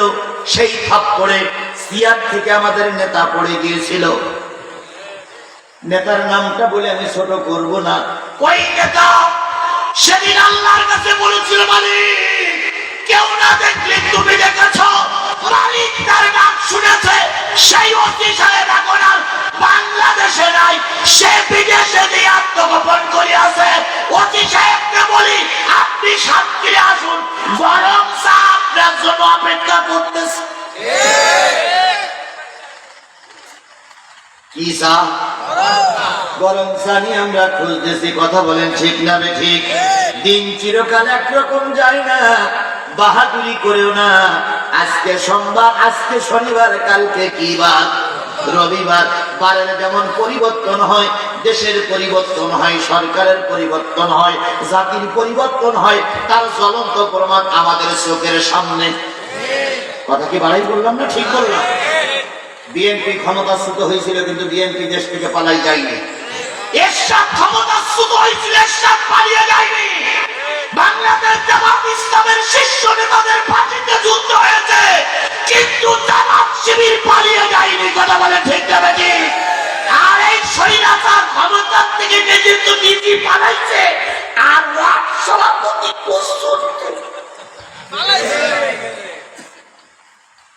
আওয়ামী লীগের সভাপতিরা খুঁজে পাওয়া যায়? দুই একজন আছে, আমরা দেখিও দেখতেছি না, কিন্তু তোমার আমরা ভালোই চিনি। কথা বলেন, কথা বলেন। গত বছর, তার আগের বছর মাহফিল করতে আসলে খাবার খাই দিয়ে বলতে, হুজুর আমি আওয়ামী লীগের কি করতে হবে চিন্তা করেন, কারণ এখানে কিন্তু বিরাট সমস্যা, আপনি বলো যেতে পারবেন না। আসো দুলা ভাই, এখন তো খেলা হচ্ছে, আসো তোমার সঙ্গে আমি খেলবো, আমরাও খেলবো। কথা বলেন, কথা বলেন, কথা বলেন। আবু জাহেল বলল, বুঝলাম, কয় বস্তা? 3 বস্তা বাইনা দিলাম, আরো 4 বস্তা দেব। কয়টা প্রশ্ন? 3টা প্রশ্ন। এই প্রশ্নের উত্তর যদি দিতে না পারে মেরে দেওয়া 50,000 লোকও থাকবে, সেটাও ঠিক আছে, কিন্তু তুমি প্রশ্ন করার আগে একটু হিসাব কিতাব করেই প্রশ্নের উত্তর নিয়ে দিও। কাব ইবনে মালিক বললেন, যান আমি দেখতেছি, সামনে বৃহস্পতিবার পূর্ণিমার রাত, আমি আসতেছি আপনার এলাকা। আপনি একটা মঞ্চ তৈরি করেন। মঞ্চ তৈরি করা হলো, সেই মঞ্চে 2টা চেয়ার রাখা হলো। একটা চেয়ার প্রধান বক্তার, আর একটা চেয়ার হলো ওই মাহফিলের যিনি সভাপতি তার। বলুন তো, প্রধান বক্তা আসতেছে কয় বস্তা টাকা চুক্তিতে? আর ওই মাহফিলের যিনি সভাপতি তিনি কে? আবু জাহেল। আর বাকি সামনে কয় হাজার থাকবে? 50,000 থাকবে। মঙ্গলবার পর্যন্ত চলে গেল, নবীকে কেউ কিছু বলতেছে না। মঞ্চ তৈরি হয়ে গেল, মানুষের হাতে লাঠি দেওয়া হলো, লাঠিতে তেল মাখায়, সবাই একটাই স্লোগান, হই হই রই রই। হুজুররা সব গেল কই? হুজুর ধর, হুজুর মার, হুজুর দিয়ে নাস্তা কর। এ স্লোগান আমাদের দেশে ছিল না? ছিল না? কি কায়দায় স্লোগান দিত? রাজাকায় একটা দুটো হুজুর ধর ধৈরা ধৈরা, একটা দুটো শিবির ধর ধৈরা ধৈরা, একটা দুটো জামাত ধর ধৈরা ধৈরা। কিন্তু দেখো, এখন সেই জামাত শিবির আমরা সাতক্ষীরা ঘুরে বেড়াচ্ছে। আমরা একবারও বলি না একটা দুটো যুবলীগ ধর, একটা দুটো ছাত্রলীগ ধরে ধরে সবাই কর। একটাও জামাত শিবিরের লোক এরকম বলেছে? আমাদের থেকে শিক্ষা নাও, শিক্ষা নাও আমাদের থেকে, শিক্ষা নাও জামাত নেতৃবৃন্দ থেকে। আমরা প্রতিশোধে বিশ্বাস করি না। তার মানে এই না যে তোমরা বাকবাকুম করেই যাবা, আর আমরা নলিপপ করি। সেদিন কিন্তু আর নেই। কথা বলেন, কথা বলেন, কথা বলেন। নলিপপ বলো তো না পলিপপ বলো? নলিপপ। আমার দিদি ভাইরা, সাতক্ষীরার মানুষেরা, টাকার বায়না হয়ে গেল। হুজুর আসবে কি বারে? বৃহস্পতিবারে মঞ্চ তৈরি হয়ে গেছে। মঞ্চে চেয়ার পায়খানা, একখানা সভাপতির চেয়ার, আর একখানা হলো হুজুরের চেয়ার। মঙ্গলবার চলে গেল, কোন রকম কেউ কিছু বলতেছে না। আবু বকর কাবার চত্বরে আসে, ওমর কাবার চত্বরে আসে, সে বলি, ইয়া রাসূলুল্লাহ এত বড় মঞ্চ তৈরি হচ্ছে, শুনলাম বিদেশি এক হুজুর আসবে, কেন যে আসবে তা তো কিছু বোঝা যায় না। নবী বললেন তোমরা তোমাদের কাজ করো, শোনার দরকার নাই। বুধবারের দিন রাত্রে আবু জেহেল একটা চিরকুট লিখে দিচ্ছে, মুহাম্মদ সাল্লাল্লাহু আলাইহি ওয়াসাল্লাম আগামীকাল আবু কুবাস পাহাড়ের পাদদেশে একটা জনসভা বলবে, সেই জনসভায় তোমার কাছে আমরা কিছু প্রশ্ন করব। প্রশ্ন করার জন্য মদিনার থেকে একটা হুজুর আসতেছে, এই হুজুর তোমার কাছে প্রশ্ন করবে। যদি 3টি প্রশ্নের উত্তর সঠিক দিতে পারো তোমাকে খালাস, আর 3টি প্রশ্নের উত্তর যদি দিতে না পারো দেশদ্রোহী মামলা দিয়ে ওখানেই তোমাকে মৃত্যু কার্যকর করা হবে। এটা কি উপদেশ না হুমকি? এটা উপদেশ না হুমকি? আল্লাহ নবী পড়তেও পারতেন না, লিখতেও পারতেন না। হয়তো তোমার চিঠিখানা পড়লেন, চিঠি পড়ে ওমরের চোখ বেয়ে টপ টপ করে পানি পড়তেছি। ইয়া রাসূলুল্লাহ, এই জাতির কবল থেকে মনে হয় আপনাকে আর বাঁচানো গেল না। নবী বললেন ওমর রে, সব সময় কান্নাকাটি করলে যেতে যায় না, বলো দোকানে কি লেখা আছে। হযরত ওমর বলেন ইয়া রাসূলুল্লাহ, এখানে এই শব্দগুলো লেখা আছে। নবী বললেন কান্নাকাটি করার দরকার নেই, আমরা সবাই এক জায়গায় বসি। ওই সময় বসে দেখা গেল নবীর দলে পুরুষ লোক কলেমা পড়া লোক হলো 40 জন। ওই সময় নবীর দলে কলেমা পড়া পুরুষ লোক কয়জন? আল্লাহ বলেন তোমরা 40 জন। আগামীকাল সমাবেশে আমাকে দাওয়াত করেছে, আমাকে যেতেই হবে। আমি সমাবেশে যাব। তোমরা 40 জন মানুষ 20টা জায়গায় ভাগ হওয়ায় এক এক ভাগে 2 জন করে ওই 20টা জায়গায় বসে থাকবা। যদি দেখো মুহাম্মাদের বিরুদ্ধে কোনো অবাঞ্ছিত কিছু হচ্ছে, অনাকাঙ্ক্ষিত কিছু হচ্ছে, অযৌক্তিক কিছু হচ্ছে, 20 জায়গা থেকে 2 জন করে লোক 40 জন লোক দাঁড়িয়ে বলবা এ আইন আমরা মানি না। আবু জেহেল মঞ্চে দাঁড়িয়ে বসবে, ওই মঞ্চে 50,000 মুহাম্মাদের দলের লোক। এখান থেকে যদি এই লোকগুলোর ভিতরে যদি 10 জন লোক নারায় থাকবে স্লোগান দেয়, আওয়ামী লীগের নেতা যারা মঞ্চে আছে যদি মঞ্চে থাকে, তাহলে সে মনে করবে এই লোকগুলো সব জিহাদির লোক। কথা বলেন, কথা বলেন, কথা বলেন। উদু ইলা সাবিলি রাব্বিকা বিল হিকমা, মাঝে মাঝে কিছু হিকমত অবলম্বন করতে হয়। রাজশাহীতে মিছিল আছে, ছাত্রলীগের মিছিল, রাজশাহী ভার্সিটির ক্যাম্পাস। সামনে 2 গাড়ি পুলিশ, পিছনে 2 গাড়ি পুলিশ, মাঝখানে জয় বাংলা। ছাত্র শিবির মনে করতেছে এদের সঙ্গে একটু হিকমত অবলম্বন না করলে তো টেকা যাবে না। ছাত্র শিবির মনে করলে কালকে মিছিল করবো, ওই মিছিলে আমরা ঢুকবো। এখন ছাত্র শিবির 40 থেকে 50 জন শিবির নেতারা টার্গেট নেছে। ওই রাজশাহীর উমুক হলের পাশে একটা কোণা আছে, ওই কোণায় যখন আমরা মিছিল করবে পুলিশ সামনে যাবে, এদিকে পুলিশ পিছনে থাকবে। আমরা উনির ভিতর থেকে এসে ওদের সঙ্গে সংবোধন। এখন এরা মন্ত্রী সাহেব মাস্ক বেঁধে ওদের মতো লাঠি নিয়ে পুলিশ সামনে, পিছনে পুলিশ। যখন কোণা ঘুরিয়ে যখন জয় বাংলা স্লোগান হচ্ছে, এই 50 জন শিবিরের পোলাও দিয়ে বলতেছে জয় বাংলা। পুলিশ চিন্তা করতেছে এই 50 জন ছাত্রলীগের লোক, আর ছাত্রলীগ মনে করতেছে বোধহয় কোন হলের থেকে বেরিয়ে আসছে। এখন এদের টার্গেট দেখেন কি, এদের মাথায় বুদ্ধি আল্লাহ দেশে রে ভাই। গোটা বাংলাদেশের বুদ্ধি সব শিবিরের মাথার ভিতরে। এরা যদি গোটা বিশ্বের ভিতরে থাকতে পারে, এরা বুদ্ধি চালায় অন্যান্য বিল ক্লিনটন কেউ টিকতে পারত না। এত বুদ্ধি এদের মাথা শুধু গিজ গিজ গিজ গিজ গিজ গিজ করে। তো ভাই আল্লাহ দিচ্ছে। এখন এইবার আরেকটা ব্যাপারে যাইয়ে পুলিশ সামনে, এ পুলিশ পিছনে, ওখানে যাই এইবার এই ছাত্র শিবিরের আমরা 50 জন বলতেছে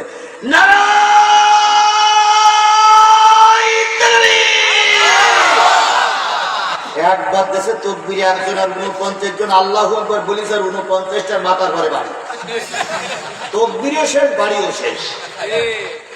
তখন পুলিশ চিন্তা করছে ছাত্রলীগের ভিতরে নারীকে স্লোগান কেন রে?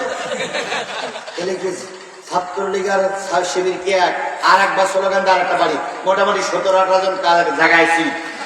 জায়গায় গোল গলি দিয়ে যার সেই মতন কেটে বলল। পরের দিন সংবাদ, পরের দিন পেপারে আসলো যে ছাত্রলীগের ভিতরে শিবিরওয়ালারা ছিল থেকে ক্যাম্পাসে উত্তেজনা সৃষ্টি করার জন্য লীগের হয়ে শিবির কাজ করেছে। এর নাম হলো হিকমত। কথা বলেন ঠিক না বেঠিক? নবীর সামনে কয় হাজার? 50,000। আর নবীর কালেমা পড়ালো কয়জন? কয় দলে ভাগ? এক এক দলে কয়জন? ওখান থেকে নারাই তাকবীর দিয়ে বলবো আমরা মানি না। আবু জেহেল মনে করবে নবীর দলে রাতারাতি বহুত লোক তৈরি হয়ে গেছে। যে রাজাকারের তকমা দিয়ে কাদের মোল্লার ফাঁসি হলো, যে রাজাকারের তকমা দিয়ে মতিউর রহমান নিজামীর ফাঁসি হলো, যে রাজাকারের তকমা দিয়ে আলী হাসান মোহাম্মদ মুজাহিদের ফাঁসি হলো, যে রাজাকারের তকমা দিয়ে কামারুজ্জামান এখনো জেল খাটতেছে, সেই একই রাজাকারের তকমা দিয়ে দেশ স্বাধীন হয়েছে।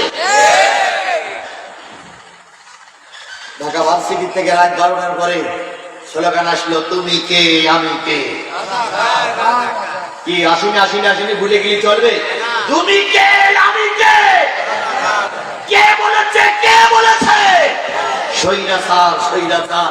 এই যে রাজাকারের স্লোগান দিল, গোটা বিশ্ববিদ্যালয়ের নারী পুরুষ পরের দিন ছোট বড় সবাই বেরিয়ে আসলো। শেখ হাসিনার মতন পেটনি ফেরাউনির বাচ্চা পালাই দেখে বাধ্য হল। ফেরাউনির তাও একটু মূল্য ছিল, ফেরাউনির সেইতে কিন্তু শেখ হাসিনা খারাপ। কথা বলেন ঠিক না ঠিক? ফেরাউনির চাইতে শেখ হাসিনা আরো খারাপ। যদি প্রমাণ নিতে চান তাহলে মামুনুল হকের একটা ওয়াজ শুনবেন। কার ওয়াজ? মামুনুল হকের ওয়াজে বলতেছে, ভাই শেখ হাসিনা যদি আপনারা চিনতে চান তাহলে ফেরাউনির যেখানে কবর দেওয়া আছে ওই ফেরাউনির হাড় গোলগুলো তুলে নিয়ে আসবেন। এই নিয়ে এরকম এক গ্লাস পানিতে গলবেন, গোলার পরে হাড় গোল আবার রেখে আসবেন। সামনের সপ্তাহে নমরুদির হাড় গোল নিয়ে আসবেন, পানিতে গলবেন, আবার রেখে আসবেন। পরের সপ্তাহে আবু জেহেল কোন জায়গা আছে ওই পথের ভিতরতে নিয়ে আসবেন আবু জেহেলের হাড়। তারপরের সপ্তাহে নিয়ে আসবেন আব্দুল্লাহ বিন উবাই ইবনে সুলুলের হাড়। আনার পরে সব এক গ্লাসে মিশানোর পরে ওই পানির যে কালার হবে ওই কালার আওলা পানিটা গোপালগঞ্জের একটা মেয়ে লোকের খাইতে দেবে। খাইতে দেওয়ার পরে ওই মেয়ে লোক যদি গর্ভবতী হয় আর ওই মেয়ে লোকের পেটের থেকে যদি কোনো মেয়ে সন্তান হয় সেটাই হবে শেখ হাসিনা।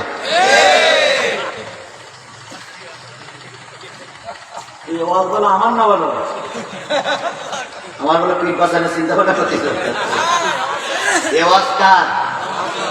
আজকে যে রাত্রি মামুনুল হক শেখ হাসিনার পরিচয় বলে সার্চ দেবেন, গুগলে দেবেন, দেখবেন মামুনুল হকের ওয়াজ এসে যাবে। যদি মামলা দেন মামুনুল হকের নামে দেবেন, আমার নামে দেবেন না। তবে পানি কোনো এই লোকের খাচ্ছি না, আমি খাচ্ছি, সমস্যা।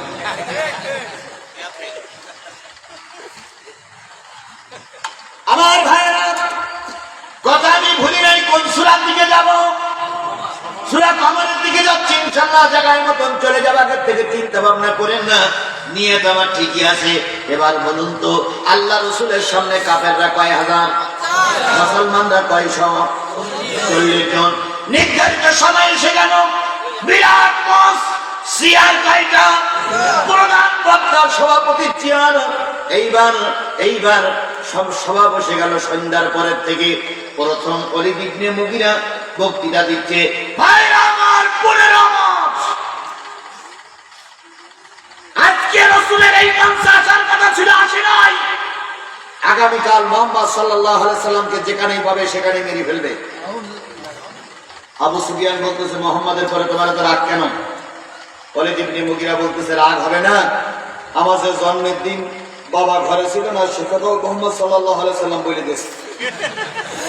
তো আবু সুফিয়ান ছিল কিলিক বাজানের লোক, এই জন্য সবাই চলে গেল। আবু সুফিয়ান বলো যাইনি, ক্রিটিক্যাল বুদ্ধি আবু সুফিয়ান বেশি বুঝে। আবু সুফিয়ান বলো, এই কথাটা কি হলো, কথাটা কি হলো, কথাটা কি হলো, কি বলিস মোহাম্মদ, একটু বলো। তুমি কবে বলা যাবে না, না না না একটু বলো, আপনার সামনে বলো। ওলীদ ইবনে মুগীরা বলতেছে, আমি যাচ্ছি রাস্তা দিয়ে, হঠাৎ করে মুহাম্মদের সঙ্গে দেখা। তারপর কি হলো, তারপর কি হলো, তারপর কি হলো? বলছে মুহাম্মদ সাল্লাল্লাহু আলাইহি সাল্লামকে বললাম তোমার আমি কতল করবো। উনি বললেন যে আমাকে কতল করতে পারে সেই ব্যক্তি যেই ব্যক্তির জন্মের সময় বৈধ বাপ দ্বারা জন্ম হয় না। অবৈধ বাপ দ্বারা যার জন্ম হয় সেই আমাকে কতল করতে পারবে।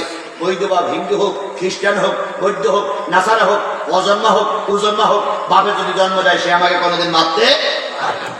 ওলীদ ইবনে মুগীরা বললেন, তাহলে তুমি বলতে চাও যে আমার জন্মের সময় আমার বাপ ঘরে ছিল না? মুহাম্মদ সাল্লাল্লাহু আলাইহি সাল্লাম বলতেছে, তাই তো মনে হয়। এবার ওলীদ ইবনে মুগীরা বলতেছে, আমি কি প্রমাণ করবো? প্রমাণ করো। আমি প্রমাণ করতে যায়, তুমি পালাই যাও। মোহাম্মদ বলে নাই পালাবো না। আল্লাহ নবীকে দাঁড়িয়ে ওয়ালিদ ইবনে মুগীরা চলে গেলেন। মার কথা শুনলেন, মা আমার জন্মের দিন আমার বাবা কোথায় ছিল? মা তখন মিষ্টি হাসি দিয়ে বললেন, বাবা তোর যেদিন জন্ম হয়েছিল তোর বাবা ব্যবসায়ী ছিল, তাই আমার জন্ম দিল কে? ওয়ালিদ ইবনে মুগীরার মা বলতেছে, বাজান আমার ভিতরে তখন যুবক, আমি তখন যুবতী ছিলাম, ভিতরে একটা পুরুষের চাহিদা মনে করছিলাম। তোর বাবা ঘরে ছিল না, আমি ছাদের পরে দাঁড়িয়ে একটু প্রেমের গান গাচ্ছিলাম। একজন রাখাল ওই দিক থেকে মেয়ে অথবা ছাগল নিয়ে যাচ্ছিলেন, ছাগল অথবা গরু নিয়ে যাচ্ছিলেন। হঠাৎ করে ওই রাখালের কানে আমার আওয়াজ চলে গেল। রাখাল আমাকে ইশারা করলেন, আমি বাড়ির থেকে নেমে পাহাড়ের পাদদেশে যে রাখালের সঙ্গে সময় দিলাম। পরের দিনতে মনে করলাম আমি মা হতে চলেছি। 10 মাস পরে যে সন্তানটা জন্ম নিয়েছিল সেইটা তুই। ওয়ালিদ ইবনে মুগীরা বলতেছে, মা তুমি আর রাখাল যখন সময় দিল তখন নবী কি পাহাড়ের পরে বসে বসে দেখেছিল? কই না তো। কয় তাহলে নবী জানল কি করে? কয় সেটা নবীর কাছে দিয়ে জিজ্ঞেস কর। ভালো করে শুনবেন, আওয়ামী লীগ, যুবলীগ, ছাত্রলীগ, জামাত, বিএনপি, হুজুর, নন হুজুর, দোকানদার, ওয়াজ শোনা লোক সবাই শোনেন। এবার ওয়ালিদ ইবনে মুগীরা বলতেছে, ও মা এই সংবাদ নবী জানলো কি করে? মা বলতে চাই তুই যে শোন। এসে দেখে নবী এখনো দাঁড়াই আছে। নবী জিজ্ঞেস করে, কি ঘটনা? ঘটনা তো সত্য ভাব, তুমি জানলে কি করি? আমার যে জন্মের সময় রাখাল আর আমার মা সময় দিয়েছিল, তুমি জানলে কি? আল্লাহ রাব্বুল আলামিন নবী বললেন, আল্লাহ রাব্বুল আলামিন কোরআনে বলতেছেন, নিশ্চয়ই ইন্নাল্লাযীনা ইয়াকফুরুনা বিআয়াতিল্লাহ ওয়া ইয়াকতুলুনান নাবিয়্যিনা বিগাইরিল হক ওয়া ইয়াকতুলুনাল্লাযীনা ইয়া'মুরুনা বিল কিসতি মিনান নাস ফাবাশশিরহুম বিআযাবিন আলীম। নিশ্চয়ই যারা কোরআনের কোন একটা আয়াত অস্বীকার করে, নিশ্চয়ই যারা নবীকে অন্যায়ভাবে হত্যা করে, নিশ্চয়ই যারা নবীর পরে নাযিলকৃত কোরআন রাসূলের হাদিস মানুষের কাছে প্রচার করে বেড়ায়, এদের নামে যারা মিথ্যা মামলা দেয়, এদেরকে যারা বিনা কারণে ফাঁসিতে ঝুলায়, এরা সব অবৈধ মায়ের যার সন্তান। এদের একটারও জন্মের সময় বাপ ঘরে ছিল না, অন্য বাপ এদের জন্ম দিয়েছে। মুহাম্মদ সাল্লাল্লাহু আলাইহি সাল্লাম বলতেছে, খাটে? তাই তো মনে হয়। তাহলে ওয়ালিদ ইবনে মুগীরার জন্ম অবৈধ ছিল, তাই তারা নবীর বিরুদ্ধে অ্যাকশনে গিয়েছিল। কথা বলেন। আজকেও যারা অবৈধ বাপ তারা দুনিয়ার মুখ দেখেছে, তারাই কেবল আলেমদের গায়ে জল মারতে পারে। যারা অবৈধ বাপ তারা দুনিয়ার মুখে এসেছে, তারাই কেবল আলেমের বিরুদ্ধে মিথ্যা মামলা। এর রক্ত আর এর বাপের রক্ত পরীক্ষা করে দেখেন, রক্ত এক না, অন্য কোনো রক্ত দিয়ে জন্ম নেছে। এই জন্য হুজুর দেখলে কি করতে পারে না, সহ্য করতে পারে না। তবে টেনশন করেন না, যারা হুজুর দেখলে সহ্য করতে পারে না, এদের যেন হুজুর দিয়ে জানাজা না হয়।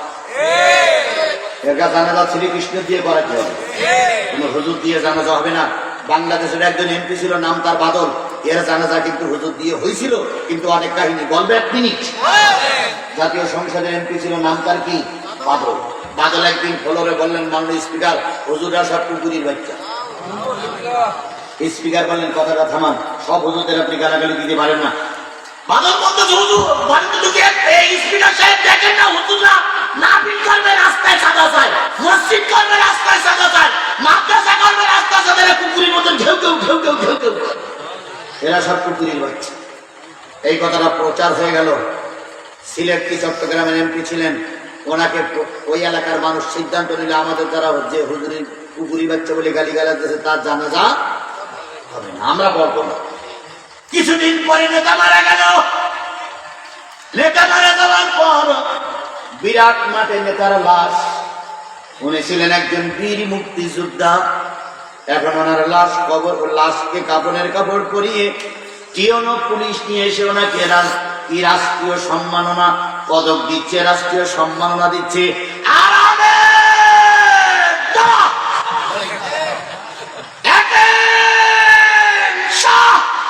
সামনে চল, পিছনে পিছনে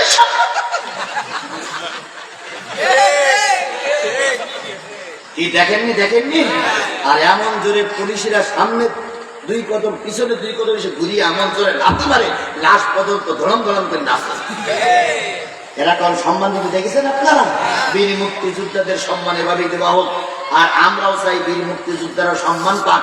কিন্তু বীর মুক্তিযুদ্ধের থেকে আর একটা কলঙ্কিত যোদ্ধা তৈরি হয়েছে, এগুলো হলো বীর মুক্তিযোদ্ধা। কি যোদ্ধা? তাহলে মুক্তিযুদ্ধ এখন কয় গ্রুপ? একটা হলো বীর মুক্তিযোদ্ধা, আর একটা হলো বীর মুক্তিযোদ্ধা। এখন আপনি বলতে পারেন হুজুরের দুটো নাম আমার কোন জায়গাতে বের করলেন? বীর মুক্তিযোদ্ধা তারাই যারা পাকিস্তানের সঙ্গে যুদ্ধ করে রক্ত দিয়েছে, ময়দানে গুলি খেয়েছে, গুলি করেছে, তারা কি? আর ওই সময় কিছু কিছু লোক মার খাতার ভিতরে শুয়ে শুয়ে মোটামুটি করত,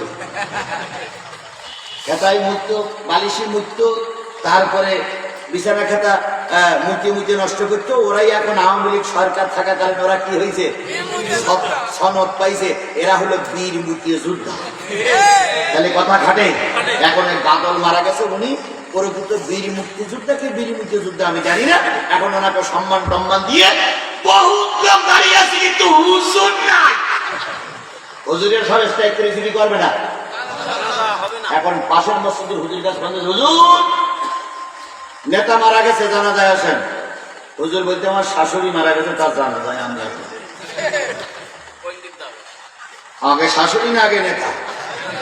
তো বলতেছে তাহলে হুজুর থাকে পাশের মসজিদে হুজুর নেতা মারা গেছে। হুজুর বলতেছে আমার দাদি শাশুড়ি হাসপাতালে। অনেক হুজুরা মাহফিল করতে আসে না, ফোন দিলি কয় দাদি শাশুড়ি মারা যাচ্ছে। দাদি শাশুড়ি বছরে কয়বার মারা যায় আল্লাহ। এখন যাই হোক, দুই হুজুর আসলেন না, পাশের হুজুর আসলেন, জানাজা করা লাগবে না। সবাই বসে আছে, জানাজা কেউ হচ্ছে না। হঠাৎ করে দেখে এরকম রাস্তা দিয়ে রিক্সায় এক হুজুর যাচ্ছে, ইয়া দাড়ি, ইয়া পাগড়ি, ইয়া চশমা, ইয়া জুব্বা, ইয়া চটি কাজল, ইয়া হুজুর, গরে গরে মুখুরুসি, কালা কালা চশমা। পুলিশ দিয়ে বলে হুজুর নামেন, জানাজা, নামেন, জানাজা, নামেন। হুজুর বলতে আমি কি এলাকার লোক না, আমি 7 দিন আগে নেই বেরিয়েছি কাবাকারি মাদ্রাসার সামনে, সেখানে যাচ্ছি বেরিবাড়ি মেয়ান, এই জায়গায় মিষ্টির হাড়ি। তো পুলিশ বলতে কোনো কথা শুনবো না, আগে জানাজা তারপরে বেরিবাড়ি। বাইকতে হইয়ে রিক্সা সাইড করে মিষ্টির হাড়ি রিক্সায় হুজুরে এসে শোনা না বোঝা না জানাজা আল্লাহ। মহিলা কি পুরুষ তা দেখা দেখেনি আল্লাহ। জানাজা শেষ করে কোনো কায়দা কানুন করে বেরিয়ে বাড়ি গেছে।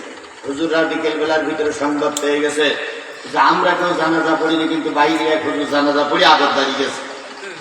সব হুজুরা এবার আগর দাঁড়িয়ে খুলতে খুলতে খুলতে খুলতে সেই গড়ে গড়ে মুখুরুচি কালা কালা চশমার পাইছে তাবলিগির সময়তে বলো যেই বলছে এই তাবলিগ বাইরে আমরা কেউ জানাজা পড়লাম না, তুমি বললে কেন? তোমার তো সমস্যা, এই সমস্যা পাই। তোমরা কোনদিন কেরামান কাতিবিন দেখিস? তো হুজুরা বলছে না কেরামান কাতিবিন তো কোরআন শরীফে আছে। ভাই কেরামান কাতিবিন আমি আজকে নিজের চোখে দেখেছি। ভাই কিভাবে দেখলেন? আমি দেখলাম রিক্সায় বসে আছে, কেরামান কাতিবিন আমার রিক্সার চারিপাশে ঘুরতে যাবে, না জানাজা, না জানাজা, না জানাজা। ওই কেরামান কাতিবিন মারির ভাই তার মামলার ভাইটা আমি জানাজা পড়েছি ভাই। তো বলতে আমাদের কাছে শুনলেন না, শুনবো কি, শুনতে আমার সময় গেল। তবে একটা সুযোগ তোমাদের জন্য রেখে আসছে, সেটা হলো জানাজা পড়েছি ঠিকই, কিন্তু আমার উজু ছিল কি ছিল না, উজু ছিল না। আর ওরা আমার উজু করতেও দেখেনি। আমি যেটা উজু করার সময় চাইছি তা সে সময় দেখিনি, কয়েক আগে জানাজা পড়েন পরে উজু, এই জন্য আমি বিনা উজুতে মেরে দিচ্ছি। তাই এবার শোনো সাতক্ষীরার মানুষ, যদি আলেমদের বিরুদ্ধে অ্যাকশনে যাও, আর সাতক্ষীরা জেলার আলেমেরা যদি এরা ওলামা মাশায়েখের নেতা যদি একজোট হয়ে যায়, আব্দুর রৌফির মতন তোমারও অবস্থা খারাপ হয়ে যাবে। জানাজা পড়ানো খুঁজে পাওয়া, আর যদিও মসজিদের ইমামতির টিকাই রাখার জন্য জানাজা পড়ে, বেরি বাড়ি আসে বেড়ানোর মতন বেরি মতন উজু ছাড়া, তাহলে আগামীতে জানাজা হবে না। ইসলামের বিরোধী লোকদের যদিও হয় কি ছাড়া, এই কথা বলেন কি ছাড়া। এখন সে নেতারা তো আশপাশে বসে শুনতেছে, যদিও জানাতে হয় কি ছাড়া। এখন এই নেতা মরার সময় কিন্তু বলি দেবে ছেলেদের খোকা। আমি যে কোন জাতের জাত সবাই তো জানে। তো ওই যে হুজুরি জানাজা পড়তে ডেকে নিয়ে আসবি, ওই হুজুরির আগে বাড়ি এনে উজু করাইনি। উজু করানোর পরে কি করবি? জানাজা পড়ে। এখন ধরেন আমাকে ডেকে নিয়ে গেলেন জানাজা পড়ার জন্য, আমি তো যাবই না। এবার বসে থেকে উজু করাই নিলেন, হাত ধোয়াই নিলেন, মাথা মাথা করাই নিলেন, পা ধোয়াই নিলেন, উজু হয়ে গেল। এবার জানাজা বাধ্য হয়ে পড়তে হবে, নতুবা মসজিদের চাকরি চলে গেলে ছেলে মেয়ে না খেয়ে থাকবে। এই জন্য জানাজায় দিলাম। জানাজায় যাবার বেলার একটা ফর্মুলা বলে দেই। জানাজায় যেই এবার সামনে যেই আপনি দাঁড়াবেন, পিছনে মুসল্লিরা পুলিশেরা দাঁড়ায় আছে, আপনি দাঁড়াই দাঁড়াই ওই মুক্তাদির দিকে, ওই লোকের দিকে, যে লোক মারা গেছে ওর দিক তাকাই তাকাই বলবেন আল্লাহ এই সেই আমলি, এই সেই আমলি, এই শুয়ে আছে আল্লাহ, এ আমার নামে 19টা মামলা দিল আল্লাহ, এই সেই লোক আল্লাহ, আমি থানায় মামলা দিয়েছিলাম, থানায় মামলা নেই আল্লাহ, এই সেই লোক আল্লাহ, এই শুয়ে আছে আমার সামনে। আল্লাহ আমার ঘর বাড়ি ছাড়া করেছিল, আল্লাহ আমার বউ বাচ্চার ইজ্জত নষ্ট করেছিল, আল্লাহ আমার চাকরি খাইছিল, আল্লাহ আমার ব্যবসা খাইছিল, আল্লাহ আমার বাইরে উঠতে দিত না, এই সেই লোক, আমি মামলা দিতে পারিনি। এখন তোমার দরবারে যাচ্ছে, ঠিক মতন টাইট দিও। আল্লাহু আকবার। এই নিয়ে জি এইটাই হলো পারবেন। এখন আমি যে কি বলতেছি, ছোট ছোট করে আস্তে আস্তে করে বলতেছি, আমার সামনে মুদ্রা ছাড়া আর কেউ আছে? আর সব লোক আমার কি? আর আমার সামনে পড়িয়াছোটা কি? মারা না জীবিত? এখন এই লাস্ট আমার কথা শুনে যদি ওই কাপড়ের দিকে মুখ বের করি বলে বোকা, এ কোন হুজুরি ডেকে নিয়েছিস? এ তো নিয়ে খারাপ করতেছে, আল্লাহর কাছে শুধু নালিশ দিতে আমি নেই শয়তান। এই কথা যদি মরা লোক যদি কাপড় থেকে মুখ বের দিয়ে যদি বলে, পিছনে আর একটা খুঁজে পাওয়া যাবে? ও পুলিশও বন্দুক ফেলাই দিয়ে দৌড়াবে, কয় আওয়ামী লীগ এখন ভূত হচ্ছে। তারা ফাজলামি করেন না, ফাজলামি করলে কালো ধরা পাক খাবেন, পরকালো ধরা খাবেন। কথা বলেন, কথা বলেন, কথা বলেন। আমার ভাইরা, নির্ধারিত দিন চলে আসতো, রাসূলের সামনে বিরাট পরীক্ষা। আর ওই হুজুর আসছে 5 জন সৈনিক নিয়ে, মনে আছে তো? 5 জন খাদেম নিয়ে আসছে। কয়টা প্রশ্ন? 3টা প্রশ্ন। আল্লাহ নবী ওই দিন রাত্রিতে বসে আছে কাবার উত্তর চত্বরে, যায় না যায় না যায় না।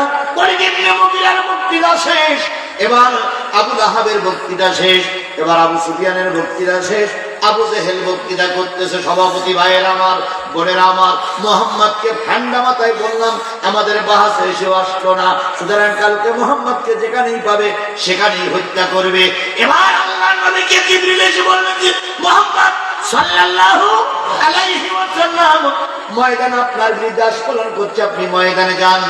নবী এবার পূর্ণিমার চাঁদে, 14ই রবিউল আউয়াল পূর্ণিমার চাঁদে মাথাটা একটা রুমাল দিয়ে ঢেকে হাঁটি হাঁটি পা পা করে কাবার চত্বরে আবু কুবাস পাহাড়ের পাদদেশে আবু জেহেলদের সমাবেশে হাজির। আধারে ভয় পেও না, আধারে ভয় পেও না, আলো আছে আড়ালে, জালিমেরা পানিয়ে যাবে তুমি উঠে দাঁড়ালে। আধারে ভয় পেও না, আধারে ভয় পেও না, আলো আছে আড়ালে, জালিমেরা চলে যাবে তুমি রাস্তায় দাঁড়ালে। হয়েছে না হয়নি? 50,000 আবু জেহেল বাহিনী, নবী একাই। আর যে কজন 20 জন আছে, 40 জন আছে, তারা আত্মগোপন করে ভিতরে বসে বসে আল্লাহর জিকির করতেছে আর বলতেছে আল্লাহ তুমি ছাড়া সাহায্য করার মতো আর কেউ নাই। আল্লাহ রে ডাক রে বান্দা, আল্লাহ রে ডাক, ডাকতে ডাকতে তোর জীবন শেষ হয়ে যাক। আল্লাহ রে ডাক রে বান্দা, আল্লাহ রে ডাক। আযকুরুনি আযকুরুকুম উদউনি আস্তাজিব লাকুম। বান্দা তুই আমারে ডাক, আমি তোর ডাকে সাড়া দিয়ে দেব। চাঁদের আলোতে আল্লাহ নবী আসতেছেন, আবু জেহেল মাথা উৎস করে বলতেছে, আবু সুফিয়ান দেখো তো কাবার দিক থেকে একটা লোক আসতেছে, মাথা ঢাকা ভালো বোঝা যাচ্ছে না, এই লোকটা কেডা বলে মনে হয়? আবু সুফিয়ান উৎস হয়ে বলতেছে, নেতা এ তো মোহাম্মদ সাল্লাল্লাহু আলাইহি ওয়াসাল্লাম। আবু জেহেল তখন বলতেছে, না আসাই ভালো ছিল, না আসাই। আসলি এই যে হুজুর 50 কি বলে 7 বস্তা টাকায় চুক্তি বেড়াইছে, এ হুজুর কর্ম মোহাম্মদের কাছে টিকতি, এ হুজুরি শুধু ভট ভোটানি, কাজের নামে কিছু। আবু সুফিয়ান বলে, চিন্তা করো না, আসুক। আল্লাহ নবী ভদ্রচিত ভাষায় ভদ্রভাবে এসে জাতির সামনে ছোট্ট করে একটা সালাম দিলেন, আসসালামু আলাইকুম। কাব ইবনে মালিক বড় হুজুর মদিনার থেকে আসছেন, উনি টেবিলের পরে মাথা রেখে ঘুম ঘুম ভাব নিচ্ছে। আবু জেহেল গুতা দিয়ে কয়, হুজুর হুজুর হুজুর। কাব ইবনে মালিক কয়, কি হলো, গুতো দিলেন কে? কয়, যার সঙ্গে বাহাস করবেন তিনি এসে হাজির। কিতাবে আসছে কাব ইবনে মালিক নবীজির মাথার থেকে পা, পা থেকে মাথা, মাথার থেকে পা, পা থেকে মাথা বারবার তাকায়। 2-3 বার তাকানোর পরে আরশের মালিকের দিকে তাকিয়ে বিড়বিড় করে বলতেছে, মালিক এই লোকটার চেহারায় প্রমাণ করে এই লোকটাই সঠিক, এই লোকটা ভণ্ড নয়। আলেম ওলামা দেখলে কথা বললেই বোঝা যায় তার ভিতরে কতটুকু এলেম আছে। কথা বলেন ঠিক না বেশি? ভদ্র লোকের সঙ্গে 2 মিনিট কথা বললে বোঝা যায় সে ভদ্র না অভদ্র, কিন্তু সাধারণ লোকের সঙ্গে বোঝা যায় না। কাব ইবনে মালিক যখন বারবার তাকায়, আবু জেহেল কয়, কি দেখতেছেন? কয়, না দেখতেছি, বহস হবে তো, চেহারাটা মেপে নিচ্ছি। কয়, ওনার সঙ্গে তো বহস। কয়, ঠিক আছে। কয়, পারবেন তো? কয়, নিশ্চিত থাকেন। 3 বস্তা নিচে আর 4 বস্তা রেডি করেন, নিশ্চিত 50,000। 50,000 জি, জয় বাংলা। কাব ইবনে মালিক আবু জেহেলকে থামাই দিলেন। থামাই দেওয়ার পর মদিনার ইহুদি হুজুর প্রশ্ন করছে, আপনি কি আল্লাহর নবী? আপনি বলেন নবুয়তের দাবিদার। আল্লাহ নবী বলেন, কাব ইবনে মালিক ভাই আমার, আমি নবুয়তের দাবিদার নয়, আল্লাহ আমাকে নবুয়ত দিয়েই পাঠিয়েছে। মা কানা মুহাম্মাদুন আবা আহাদিন মির রিজালিকুম ওয়ালাকিন রাসূলুল্লাহি ওয়া খাতামান নাবিয়্যিন। লাকাদ জাআকুম রাসূলুম মিন আনফুসিকুম আজিজুন আলাইহি মা আনিতুম হারিস।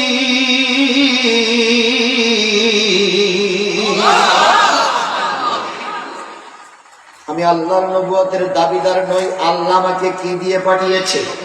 নবুয়ত দিয়ে পাঠিয়েছে, আমি শেষ নবী।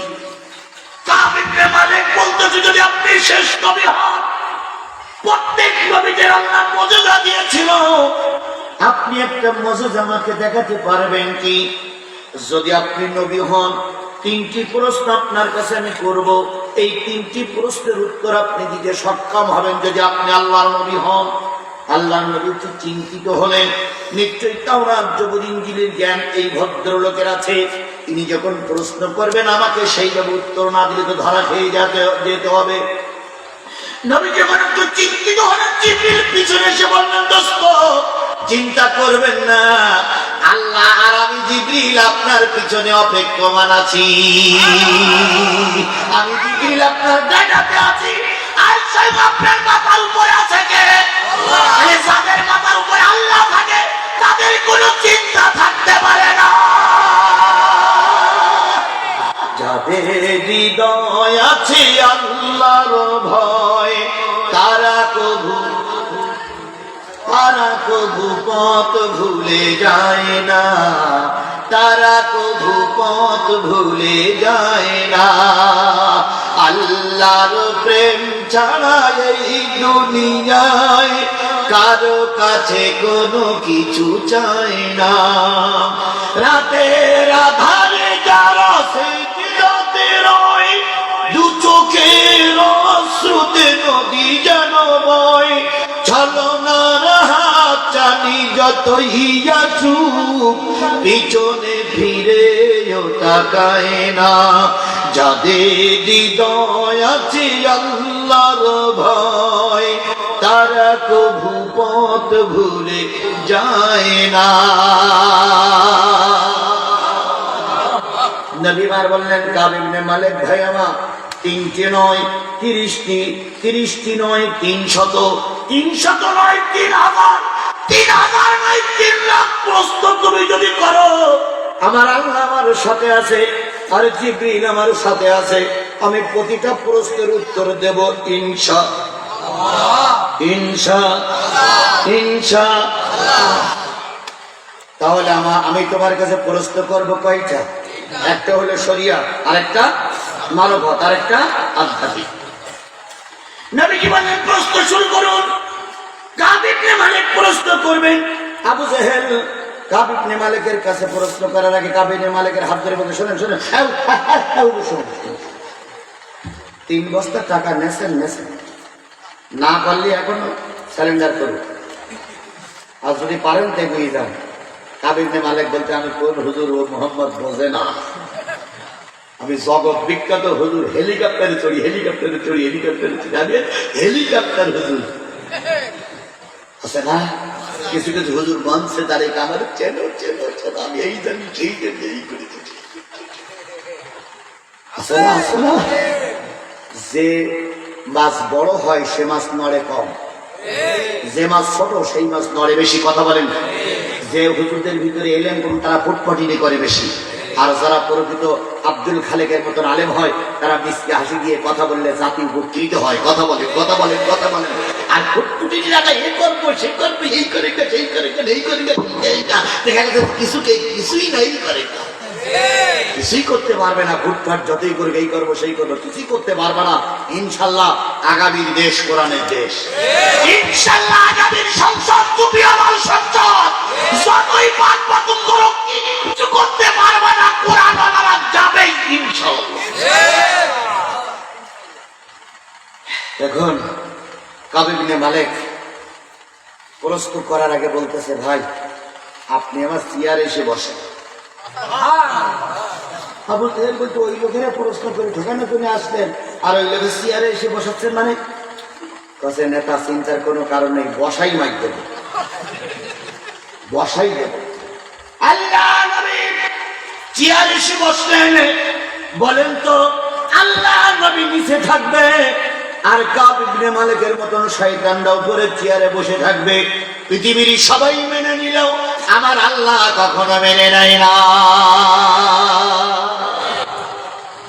এবার প্রশ্ন শুরু। আবু জেহেল বলতেছে, প্রশ্ন করার আগে শোনো, যে প্রশ্ন করবা ভেবে চিন্তা করো, কারণ আমি ইতিমধ্যে কয়েকটা প্রশ্ন করে ঠকে গেছি। কাব ইবনে মালিক বলতে, যেমন, কারণ একটা প্রশ্ন করেছিলাম একদিন একটা প্রশ্ন মুহাম্মদ সাল্লাল্লাহু আলাইহি সাল্লামকে করেছিলাম। আমি মাথায় করে ডালাই করে ফল বিক্রি করতে যাই, নবীর সঙ্গে রাস্তায় দেখা। নবী আমাকে বললেন, চাচা ডালাই কি? আমি চিন্তা করলাম এতই মানুষ খাইতে পারে। আমি বললাম, ডালাই হলো পাথর। ডালাই কি? কোথায় নিয়ে যাচ্ছেন? বাজারে। আল্লাহ নবী বললেন, যেটা বলেছেন ওটাই যেন হয়। কোন দোয়া কালাম বললাম কিছু করিনি, যেটা বলেছেন। কাব ইবনে মালিক বড় হুজুর, আমি বাজারে যেয়ে ঝুড়ি উল্টো করে দেখি সব পাথর। এ বলো সেই লোক।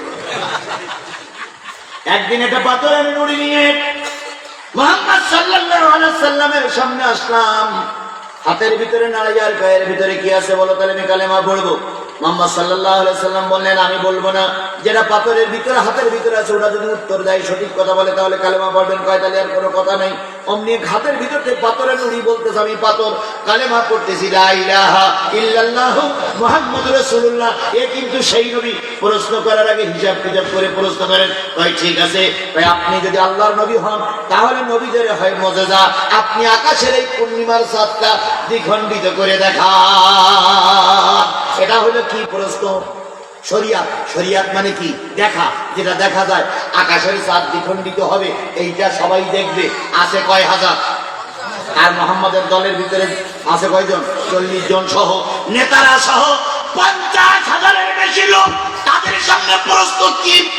দুই ভাগ করো, চাঁদ দুই ভাগ করো। আল্লাহ নবী সাল্লাল্লাহু আলাইহি সাল্লাম আকাশের দিকে তাকালেন।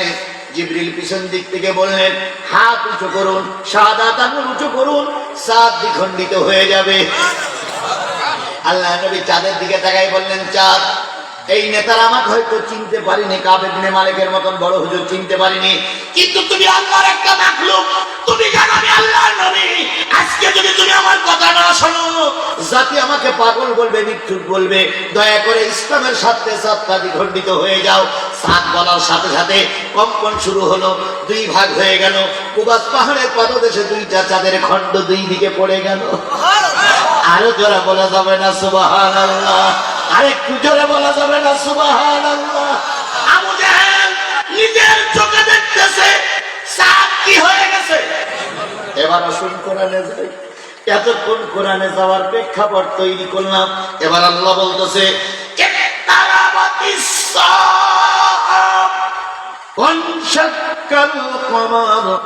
আমার বান্দারা কিয়ামত নিকটবর্তী হয়ে গেছে। নবীর হাতের ইশারায় চাঁদ কি হয়ে গেছে? দ্বিখণ্ডিত হয়ে গেছে। চাঁদ দ্বিখণ্ডিত হয়ে গেছে, তার মানে কিয়ামত। কিয়ামত নিকটবর্তী হয়েছে। চাঁদ কি হয়েছে? দ্বিখণ্ডিত হয়েছে। প্রথম আয়াত এখানে রেখে দিলাম। 2 নম্বর আয়াতে যাওয়ার আগে সামনে আছে কয় হাজার? এই 50,000-এর হাতে আছে কাঞ্জরি কি? আর জয় বাংলার স্লোগান। সেদিন জয় বাংলা ছিল না, বুঝাচ্ছি।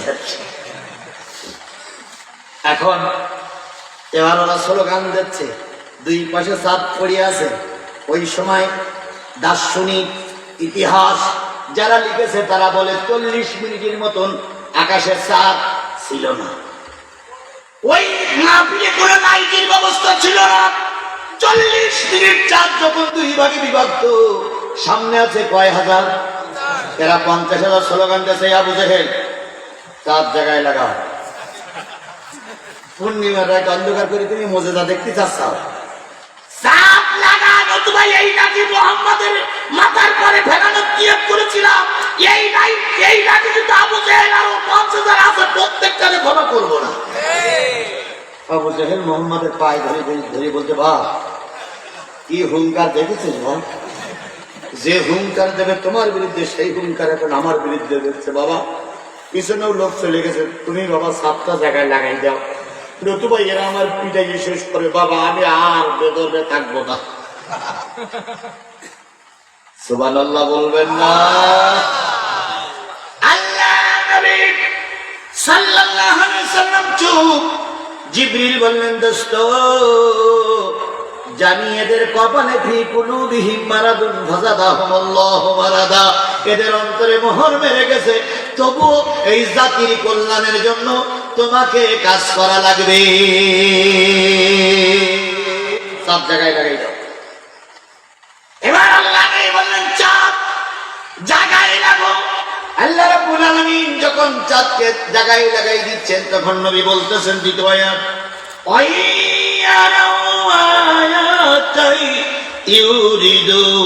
দেখো দেখো আবু বকর দেখো, ওমর দেখো, আলী দেখো, ওসমান দেখো, কাফেররা দেখো, নেতারা দেখো, 40 জন মুসলমান দেখো।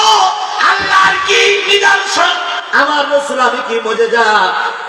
চাঁদ খণ্ড করে দিল আল্লাহ, আবার চাঁদ জায়গায় লাগাই দিচ্ছে কে? তাই আল্লাহ রাসূল বলতে, ওয়াইয়ানাও আয়াতাই ইউরিদু, দেখো আমার নিদর্শন, আল্লাহ নিদর্শন, আল্লাহর মুজিজা দেখো। এবার সবাই দেখলো, দেখার পরে চাঁদ আবার জায়গায় লাগাই লেগে গেল। চাঁদ যখন জায়গায় লেগে গেল, যখন যুবকেরা আবার শক্তি সঞ্চয় করলো, তখন আবু জেহেল বলল ওয়াকুলু সিহরুম মুস্তামির, দেখেছো আমি এতদিন বলতাম মুহাম্মদ জাদুকর, আজকে জায়গায় প্রমাণ হলো। এতদিন জাদু করেছে ফলে, এত এতদিন জাদু করেছে পাহাড়ে, আজকে জাদু করলো কোথায়? একটা আয়াত বাকি আছে, আর প্রশ্ন বাকি আছে কয়টা? আমি এই দুইটা প্রশ্ন, ভাই হয়ে গেছে বসে, হয়ে গেছে, দোয়া করবো। দুইটা প্রশ্নের উত্তর আর একটা আয়াতের সময় নেব মাত্র ঘড়ি ধরে 10 মিনিট। দেবেন? দেবেন? ওই যে মুরব্বী উঠেছে, ওই যে মুরব্বী, মুরব্বী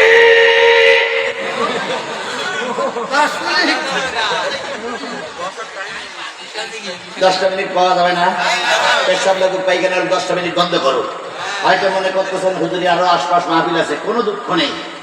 আশপাশ মাহফিল পর্যন্ত আমার সময় হতেও পারে, আল্লাহ আমার বাসায় রাখতে পারে, নাও রাখতে পারে। আজকে রস বাদাই রেখে ওই আবার আর এক জায়গায় গিয়ে বলবো, এ অভ্যাস আমার কখনো ছিল না, এখনো নাই। সুতরাং 10টা মিনিট টাইম দেবেন না? মোনাজাত দেবেন? 10টা মিনিট টাইম। তাহলে পাশের থেকে কোনো লোক উঠলে চলবে না, উঠলেই কিন্তু মোনাজাত হবে। হ্যাঁ বসেন ভাই, বসেন।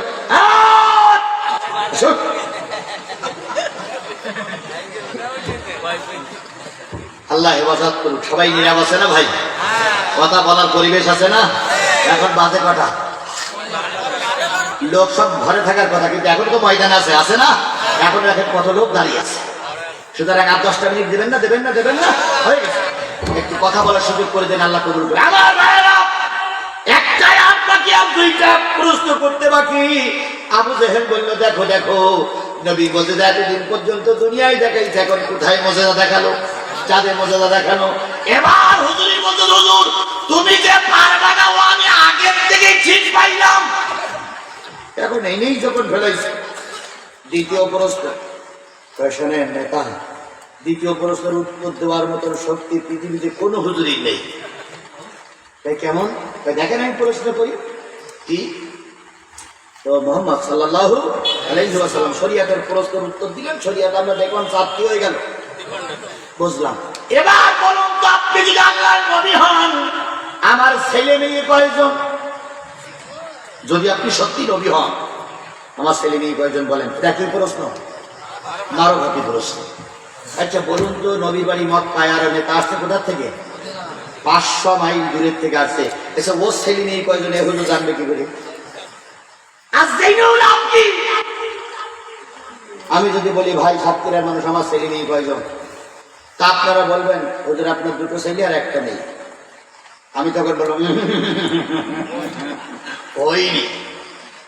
আপনি কাশিমপুরি পাবলিকের থেকে 4 বছর 10 বছর আগে এসে বলেছেন 2 ছেলে 1 মেয়ে। আমি তখন কি বলবো? আমি এখনো বুড়ো হয়ে যাই, আমার বোন আর একটা। আচ্ছা যদি আমি বলি আপনাদের কিছু করার আছে, করতে গেলে আবার ওই আমার বাড়ি যাইতে হবে, তবে শুনতে হবে, বুঝতে হবে। এখন এর যে ছেলে মেয়ে কজন, যদি বলে 2 জন তাও বলবো হয়নি, যদি বলে 5 জন তাও বলবো হয়নি। কারণ ওর ধান্দা তো কি? টাকা।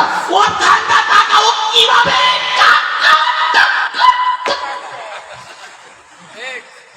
আলেমে আলেমে বিভেদে এখন জালেমে জালেমে দোস্তি, আলেমে আলেমে বিভেদে এখন জালেমে জালেমে দোস্তি, পথের ঠিকানা জানো নাই কারো, কে কোথায় পাবে স্বস্তি। আলেমে আলেমে বিভেদে এখন জালেমে জালেমে দোস্তি, পথের ঠিকানা জানা নাই কারো, কে কোথায় পাবে স্বস্তি। আলেমদের একটা সম্মেলন হয়ে গেছে আজকে নারী নীতির বিরুদ্ধে। কথা বলেন, কথা বলেন। হেফাজত আন্দোলন বাংলাদেশ তারা সমাবেশ করেছে। বর্তমান সরকারের বেলায় যেটা নারী নীতি প্রকাশ করা হয়েছে, সেখানে অনেকগুলো কলমের ভিতরে একটা কলম, যারা যৌন কর্মী, যারা রাতের বেলায় পুরুষ লোকের কি বলে স্বাদ মিটায় টাকার বিনিময়ে, ওরা বলতেছে আমাদেরকে শ্রমিকের অধিকার দেওয়া লাগবে। ওরা জেনা করে আর ওদের শ্রমিকের অধিকার দিতে হবে। তারপরে নারী আর পুরুষ সমান অধিকার দিয়ে বিভিন্ন দাবি দাওয়া পাশ করেছে। আজকে হেফাজতের আলেমেরা বলেছে স্পষ্ট করে এই নীতি পরিবর্তন করুন, নতুবা আমরা মাঠে নামতে বাধ্য হব। এর সঙ্গে জামাতের একমত যে এই নীতি পরিবর্তন করে নতুন নীতি তৈরি করুন। জামাতের আমির বলেছে সবচেয়ে বেশি উপকৃত হবে জামাত যদি ক্ষমতায় যায় নারীদের। এই জন্য নারী নীতিবাদীরা এবং নারী নীতির বিপক্ষে তাদের সবার কাছে আমার অনুরোধ, আপনারা কোরআনের কাছে আসুন, আল্লাহ আপনাদের জীবনে হোকালো শান্তি দেবে, পরকালো মুক্তি দেবে। এখন 2 নম্বর প্রশ্ন কি? মারফত সে প্রশ্ন হলো আমার ছেলে মেয়ে। আল্লাহ নবী চিন্তা করে তোর টাকা নবী হুজুর এর কাছে যেটাই বলবে সেটা খাটবে। সুতরাং এর প্রশ্নের উত্তর দিতে গেলে এর কিছু সাক্ষী নেওয়া লাগবে। এখন এবার চিন্তা করতেছে হুজুরির সঙ্গে আইছে কয়জন? এই হুজুরির সঙ্গে আইছে 5 জন। ওনারা খাদেন, ঠ্যাংটে বা পাটে বা এটে বা সেটে ভালো। এখন আল্লাহ নবী বলতে ওমর জি, আলী জি, ওই দেখো তুমি মদিনার ওই এই মক্কার কাবা ঘরের দক্ষিণ প্রান্তে দেখো 5 জন লোক গাঁজা টাইতেছে। এই লোক হলো হুজুরির খাদেন, দেখা ডেকে নিয়ে আসে। 5 জন খাদেন ডেকে নিয়ে আসে। আল্লাহ নবী এই খাদেমদের সামনে ওয়াজ করতেছে, ভাই প্রথম প্রশ্ন 4 দ্বিখণ্ডিত হয়ে গেল জাতির কাছে, শুনে দেখো। 2 নম্বর প্রশ্ন মানবপতি প্রশ্ন, ছেলে মেয়ে কয়জন? আমি এখন উত্তর দেবো, কিন্তু তোমায় যাই হুজুর তো স্বীকার করবে না। তাই তোমাদের কাছে বলতেছি, তোমরা যদি সঠিক হয় সঠিক কথাটা বলিও, মিথ্যা হলে মিথ্যা কথা বলিও। আমি এখন উত্তর দেব, আল্লাহর রাস্তায় সঠিক কথা বলবা। তাওরাত জব্বর হুজুর কিন্তু তোমাদের শিখাইছে শেষ নবীর ঘটনা, আমার চেহারা মেপে দেখো, আমি যদি সেই নবী হই। আমি এখন উত্তর দেব, উত্তরটা সঠিক হলে হা বলিও, বেঠিক হলে তোমরা না বলিও। সেটা হলো, ও বড় হুজুর যিনি টাকার চুক্তি করে আসেন, আপনার একটা বাড়িতে প্রতিবন্ধী মেয়ে আছে, নুলা। কি মেয়ে? নুলা, প্রতিবন্ধী মেয়ে। মানে চুপ, কারণ বাপের বাপ কি বলেন, খাপের খাপ মমতাজের বাপ, খাপের খাপ মিলে গেছে। হুজুর চুপ। ওই 5 জন সাক্ষী বলতেছে, ঠিক ঠিক ঠিক হুজুর, আপনি বলেছেন ওর একটা মেয়ে আছে, হাঁটতে পারে না। আবু জাহেল বলতে, হুজুর 52 টাকা বেতন দাও। তুমি যে পারবা না, তার আরেকটা সংখ্যা। আপনি মালিক বলতেছে প্রশ্ন এখন একটা বাকি আছে। সেটা কি প্রশ্ন? আধ্যাত্মিক, আধ্যাত্মিক, আধ্যাত্মিক। সেই প্রশ্ন মালিক বলতেছে, আমি যখন আসতেছিলাম আমার স্ত্রী আমাকে সাজিয়ে গুজিয়ে দিল, দুপুরের নাস্তা দিল, রাতের খাবার দিল। আমি এই 5 জন লোক নিয়ে যখন ঘোড়ায় উঠে চলে আসলাম, স্ত্রী অনেক দূর থেকে আমাকে হাত ইশারা করে ডাকলেন আর বলেন, একা এসো, আসো একা, আসো একা, আসো একা। আমি একা চলে গেলাম, এরা 5 জন এখানে বসে থাকলো। আমি ঘরের ভিতরে গেলাম, স্ত্রী ঘরের দরজা জানলা সব বন্ধ করে দিল। বন্ধ করে দেওয়ার পর আমার বুকের পরে আমার স্ত্রী আমার কানের কাছে মুখটা লাগিয়ে বলতেছে, ও আমার স্বামী, তুমি যাচ্ছ বিশ্বের একজন শ্রেষ্ঠ মানুষের সঙ্গে বহস করার জন্য। এখন এই লোকটার সঙ্গে বহস করে যদি তুমি বুঝো ভালো মন্দ, তাহলে আমার একটা কথা ওই মুহাম্মাদের কাছে বলিও। সেই কথাটা কোন কথা? আমার স্ত্রী আমার কানে কানে একটা শেষ কথা বলেছিল, সেই কথাটা কোন কথা? আচ্ছা বলেন তো, কি জ্বালা জ্বালা। এটা হলো আধ্যাত্মিক কথা। আচ্ছা, ওর স্ত্রী ওর বুকির পরে চড়ি বসে কানের কাছে মুখ লাগে কি বলিছে, দরজা জানলা বন্ধ, মানে জিব্রাইলও মনে হয় শরীর। তাহলে এখন এই প্রশ্নের উত্তর কি করতে হবে? আল্লাহ বলেন, মানে ভাই আমার তাওরাত জব্বর ইনজিল নিশ্চয়ই পড়েছো, 2টা প্রশ্নের উত্তর সঠিক পেয়ে গেছো। 3টি প্রশ্নের উত্তর আমি এখন দিব। যদি তুমি সঠিক পথে না আসো, তাহলে বুঝবো আল্লাহর গজব তোমার পরে নাজিল হবে। বাড়ি যাওয়ার আগে বাসপথে আল্লাহর মাটি তোমাকে ধরতে পারে, তোমার মেয়ে তোমার সন্তান গজবে নিবেদিত হতে পারে। সুতরাং আমি এখন প্রশ্নের উত্তর দেব।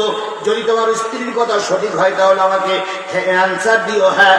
কাবিবনে মালিক বললেন, বন্ধু বলো, এখন আর নবী বলে না, এখন আর দুশমন বলে না, এখন বলতেছে কি? বন্ধু, আজ ওই একই কায়দায় দেখতেছি। এতদিন আবু জেহেলেরা বংশরা কি বলে, আওয়ামী লীগের লোকেরা বলতো রাজাকার, এখনকার জামাত ছাড়া দেশে শান্তি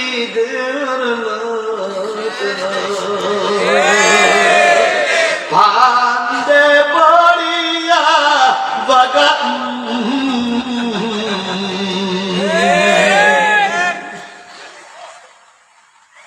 কাবিবনে মালিক বলছে, বলো বন্ধু, আমি তোমার না বললাম।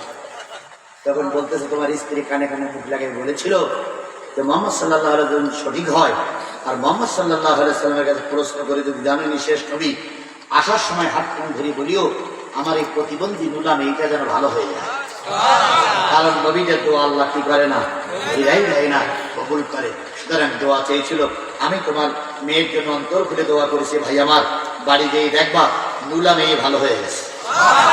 যে নুলা মেয়েকে মায়ের কোলে রেখে আসছিল, যেই দেখবা সেই নুলা মেয়ে বারান্দায় উঠানে খেলা করছে, তোমার জন্য খেজুর আর রুটি নিয়ে অপেক্ষা করছে।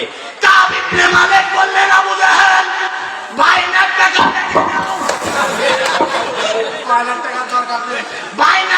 দরকার নেই, বাইনার টাকা ফেরত দাও।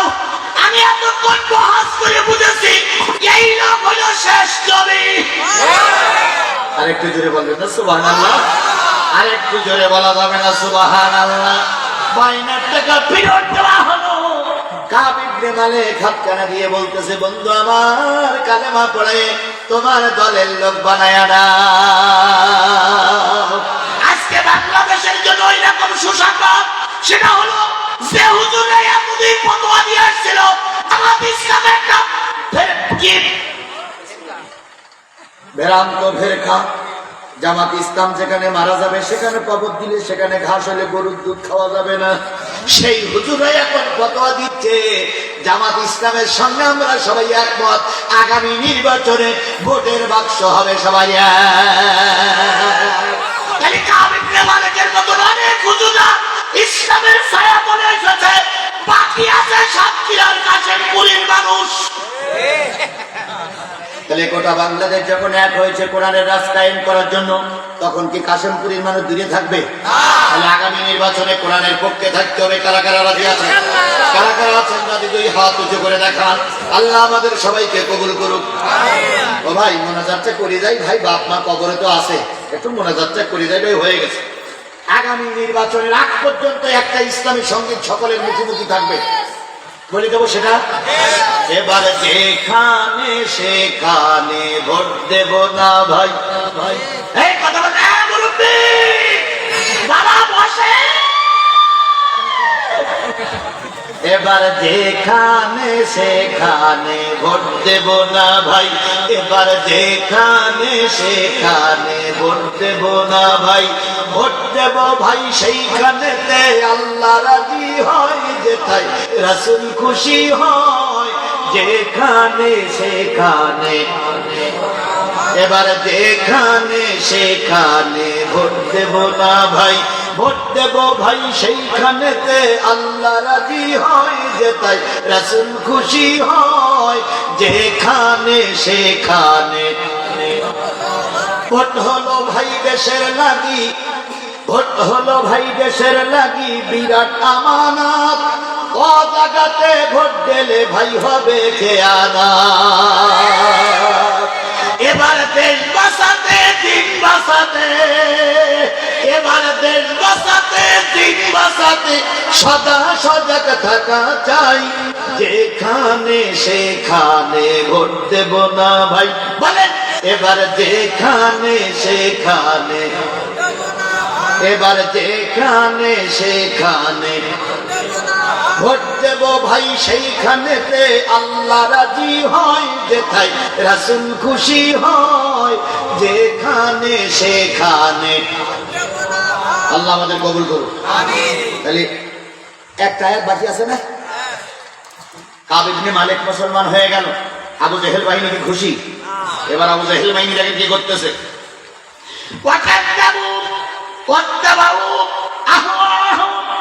যখন কাব ইবনে মালিক হুজুর কালেমা পড়ে এই হুজুরদের দলে ঢুকলো, আবু জেহেল তখন বলতেছে, আল্লাহ বলতেছে, ওরা এই মুজিজাগুলো মিথ্যা ভাবাপন্ন করলো, নিজের নফসের বশবর্তী হয়ে ময়দান থেকে চলে যাচ্ছে আর বলতেছে অকুল্লু আমরিন মুস্তাকির, যতগুলো জিনিস এখানে দেখা হলো সব সুস্পষ্ট জাদু, এটা তো আমরা মানি না।